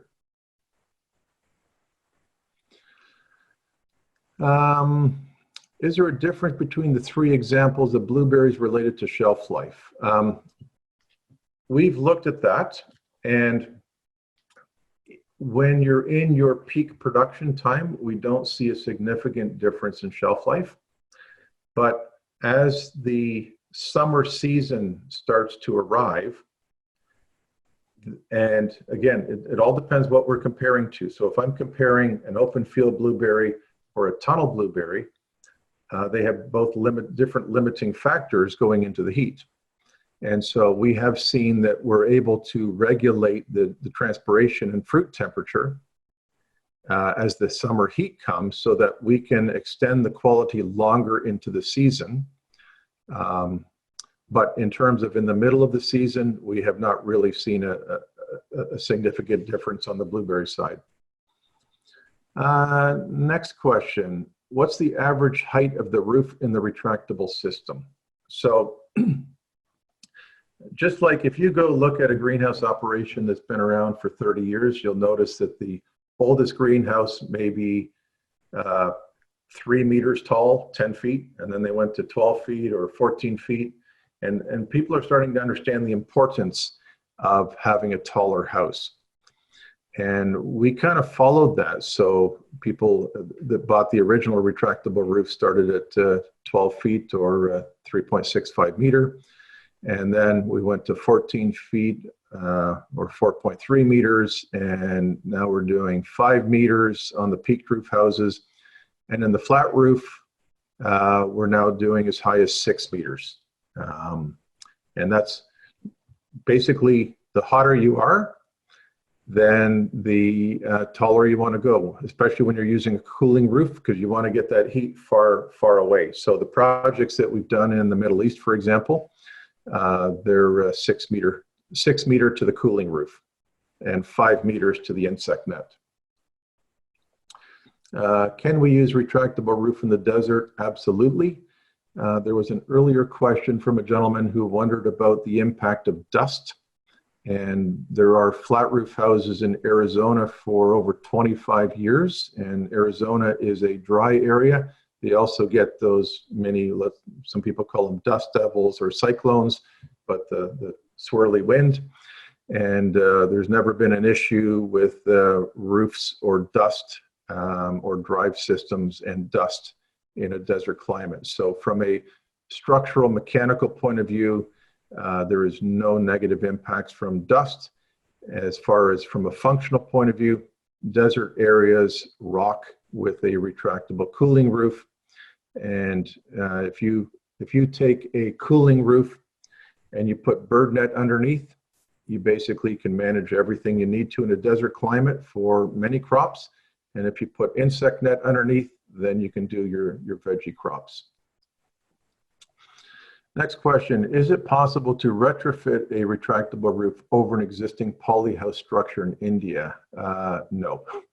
Unfortunately, they have to be designed as a unit. So just like a polyhouse is not a glass house, and a glass house is not a retractable, they're designed completely different. So that's not possible. Next one. Have you done a trial with blueberries in hot climates?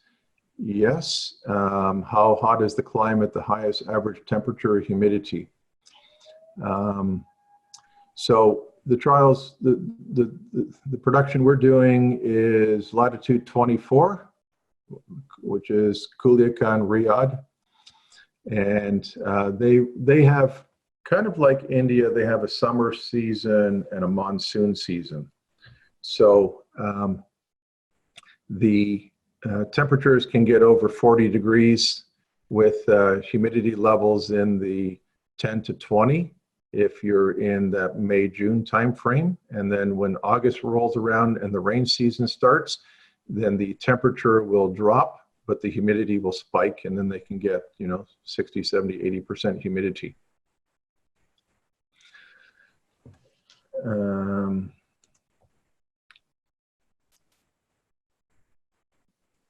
Next one, what's the minimal area for a retractable roof greenhouse? This goes back to economics. So we've got structures that are 12 meters by 60 meters. Are they economical? Not really, but they're specialty for specialty applications. So if you're doing research or seed production, young plant propagation.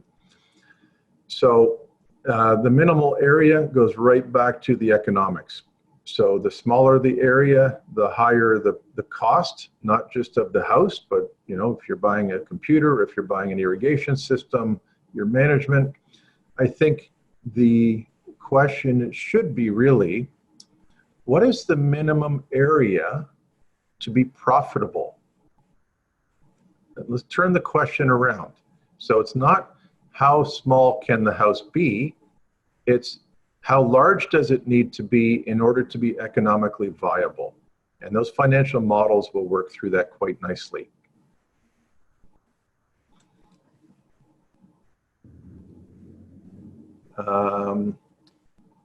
Next one. There were some questions about structures in India. So right now there's 2 major projects under construction near Hyderabad. One is about 8 hectares and the other one's 5. And they are targeting high value vegetable lettuce production. And they're using combinations of cooling roofs and insect net, or greenhouse roofs with cooling curtains, or greenhouse roofs with cooling curtains and insect net. And so India is a market that has a lot of potential and challenges at the same time. Price per kilo is obviously one of the major constraints. It's a big market.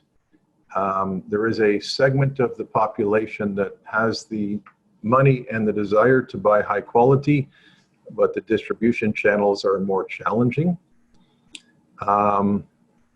Next question is, how close are the numbers on the examples to reality? Well, these are all based on working with growers over the years. So because we're a global company, we stay very close to the users of the technology to understand, are they using it correctly or not? What strategies can they employ to get better results? So the panelists that are joining me, all the business development team, they're all agricultural engineers. They're not mechanical engineers. So our focus is actually plant physiology and how to manipulate the plant physiology through climate optimization so that the target return on investment can be achieved. Next one, do we change the soil as standard operating procedures in retractable systems? I assume that you're referring to problems of nematodes and EC as far as changing the soil. So EC can be managed, well, let's go back. In a conventional polyhouse, the problem is you're keeping the rain away. So you're injecting fertilizer into the soil, the plant's absorbing the water, and the salts are remaining. So over time, you have a problem of increasing EC. And so then you have to look at how do you solve that problem. And in the poly house, it's difficult because the poly is keeping the rain away. And in the retractable roof, you could choose to retract the roof to let the rain come in. So for example, at our demonstration center in Mexico, we've been growing on that soil for 12 years now, but it's already been farmed on for, I think, 20 years previous to that. So there's about 30 years of production on that same soil. And when we started out, we were growing kind of season extension. So we would transplant in September, run until April, May, June. We go longer as we learn more. And then the roof would be retracted through the summer, which is when the heavy rains came, in order to clean the soil and get rid of the salts. And then as we started to do trials on how to extend the season through the rain period, then we were closing the roof during the rain and we were keeping the rain away, and then we ran into problems with salt buildup. So, that can be a problem over time. Nematodes is a bigger challenge. And if you, like in any production system, if you're harvesting continuously in the same area, you could run into a nematode problem, and at that point, it may be advantageous to look at a hydroponic system using substrate. Next question: do you manufacture all the systems out of Canada, or do you partner with regional manufacturers? We do manufacture in Canada. We source certain components globally, so our responsibility is to supply the highest quality at the lowest cost. But the first focus is quality. So we're not looking at trying to do things cheaper if it means not better. So people that are using retractable roofs, they're covering large areas and they want the security on what they're buying. So we want control over what we make. And we've done lots of analysis on what to buy where. And it doesn't matter where you are in the world, you're always shipping far away. And so in our situation, at least we know what's going on every job site and have control over what leaves the factory. And the way the systems have been designed, freight does not represent a large component of cost. It costs me more to ship a truck from Toronto to California than it does to ship a container to Australia or India. So freight is not an issue. Next one. For UAE conditions with summer temperatures can reach 48 degrees with cooling system, how many degrees can be gained to cool down the plant? Well, are we talking air temperature or plant temperature? And are we talking daytime or nighttime? Because the limiting factor is not 43 degrees in the daytime. You can manage that with a cooling roof and a misting system. And UAE, of course, has locations that have higher humidity and locations that have lower humidity. And so, but the number one limitation for UAE is nighttime temperature. And that's the most difficult one to contend with. If there was an economical way of using air conditioning during the night, that would be fantastic, because at night the sun's not shining, so you're not generating heat. You just have to take away the heat in order to cool down the plant. Next one, are there walls on the retractable? Yes, there is. They can either be stationary, insect net, stationary cooling curtain, or motorized roll-up curtain with insect net. So it depends on how much climate optimization you want and what the plants need.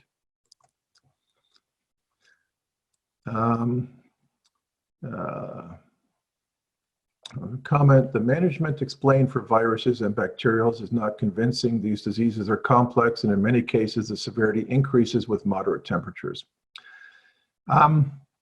This would be my reply. It's easy to observe what's happening. It's difficult to explain why. So, when we started our trials in Mexico back in 2008,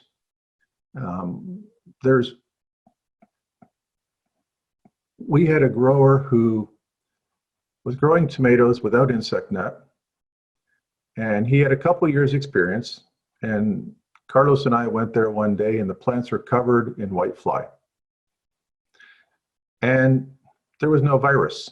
And yet the tomatoes outside were covered in whitefly and had virus.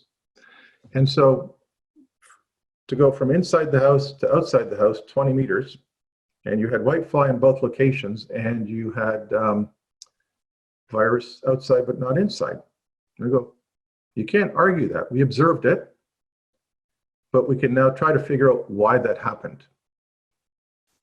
And so we have seen through the 12 years of experiments we've been doing in Mexico that we have seen a change in the number of eggs on the underside of the leaves. So we saw insects under the leaves, lots of them. So we knew they were there, and we knew the vector was there because the tomatoes outside had virus. But we didn't see eggs. So that meant the reproduction behavior of the insect changed.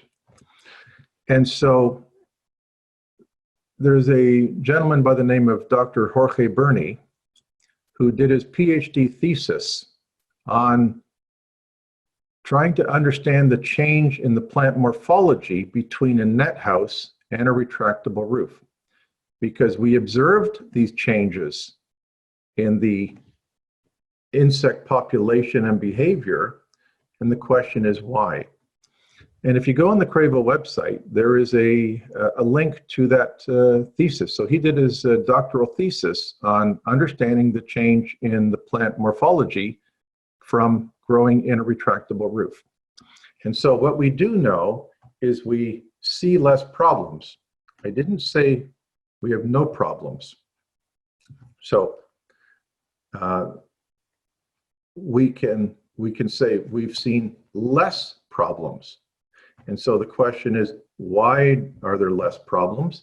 And this has to do with, there is a linkage between plant health, plant stress, insect behavior, and the impact of that change in behavior. And so with a higher population, you have a greater vector and a greater chance of virus.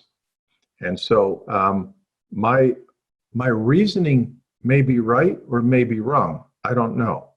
What I do know is what we've observed over 12 years. And so I love to have these kind of discussions with people that are smarter than me on this kind of stuff, because just remember, my training is I'm an economist, but I'm really good at observing what's going on and trying to understand why.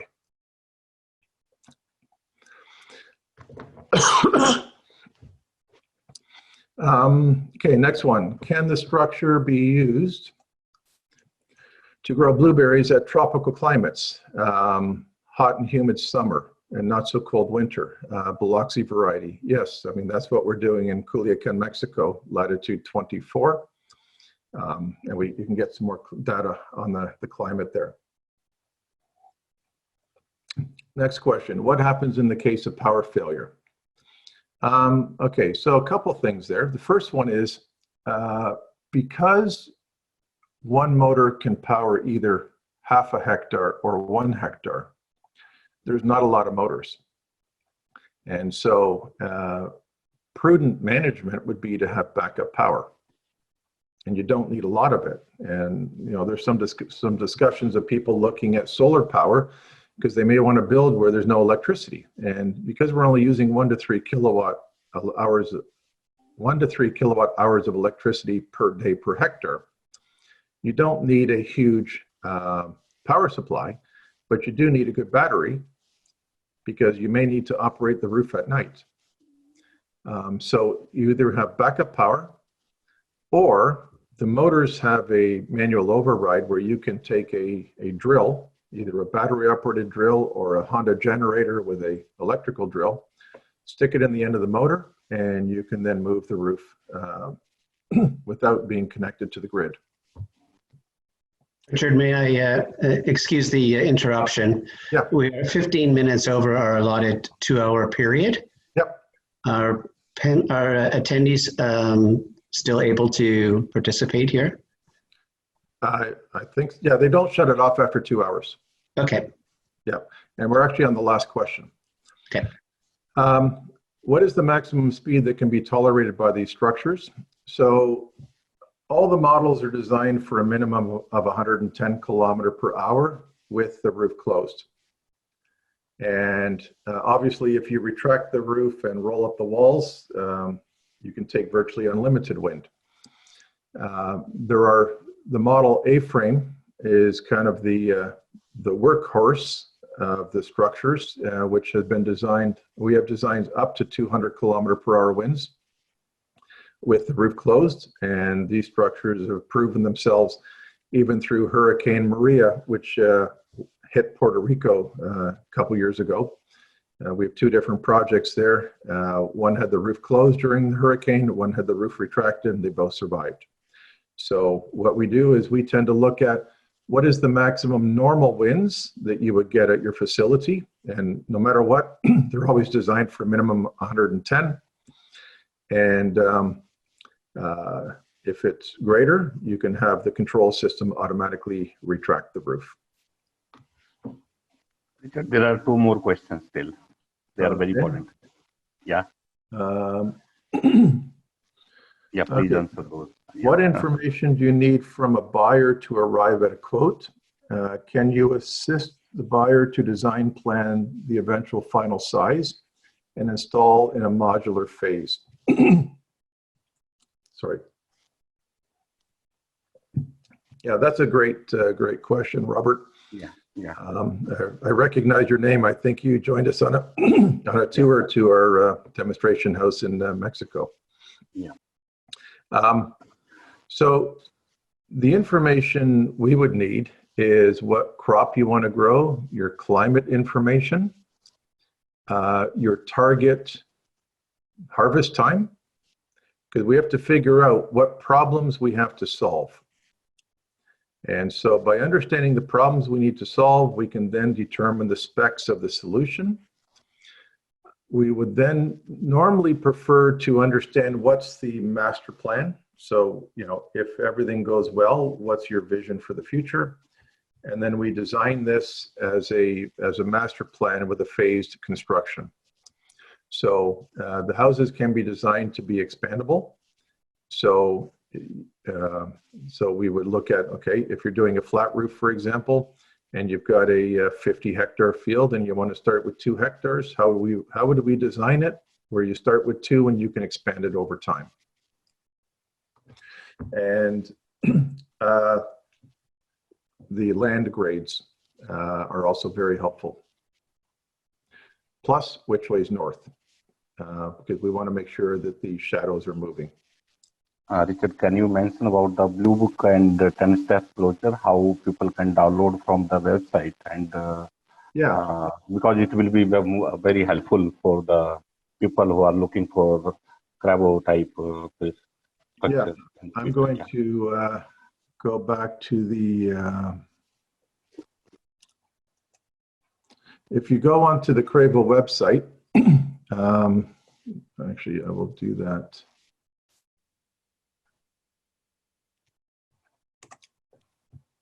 Go here. So if we go back to the home page for a minute. Uh-oh, I'm not sure what that's happening here. I'm not going to go back there. Oh, here we go.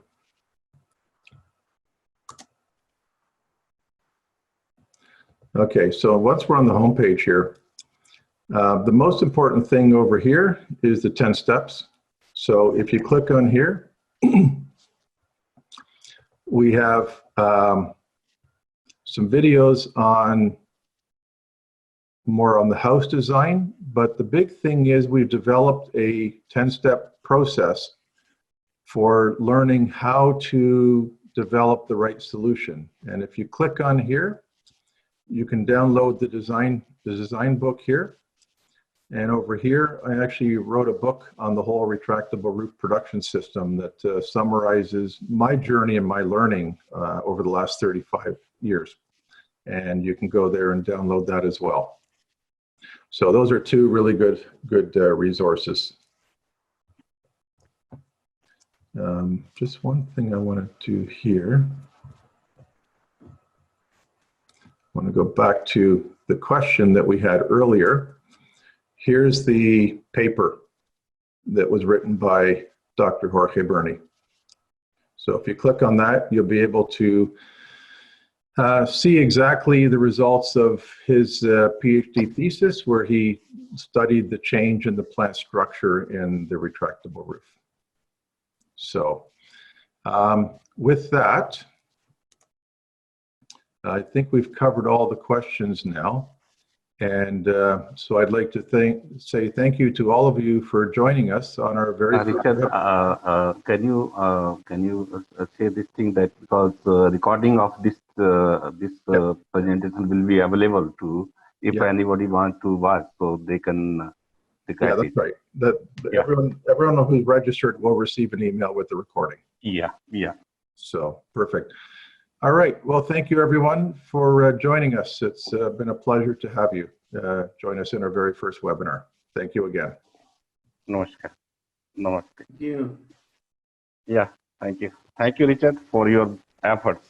Okay. Wonderful. Okay. Congrats, Richard. Yeah.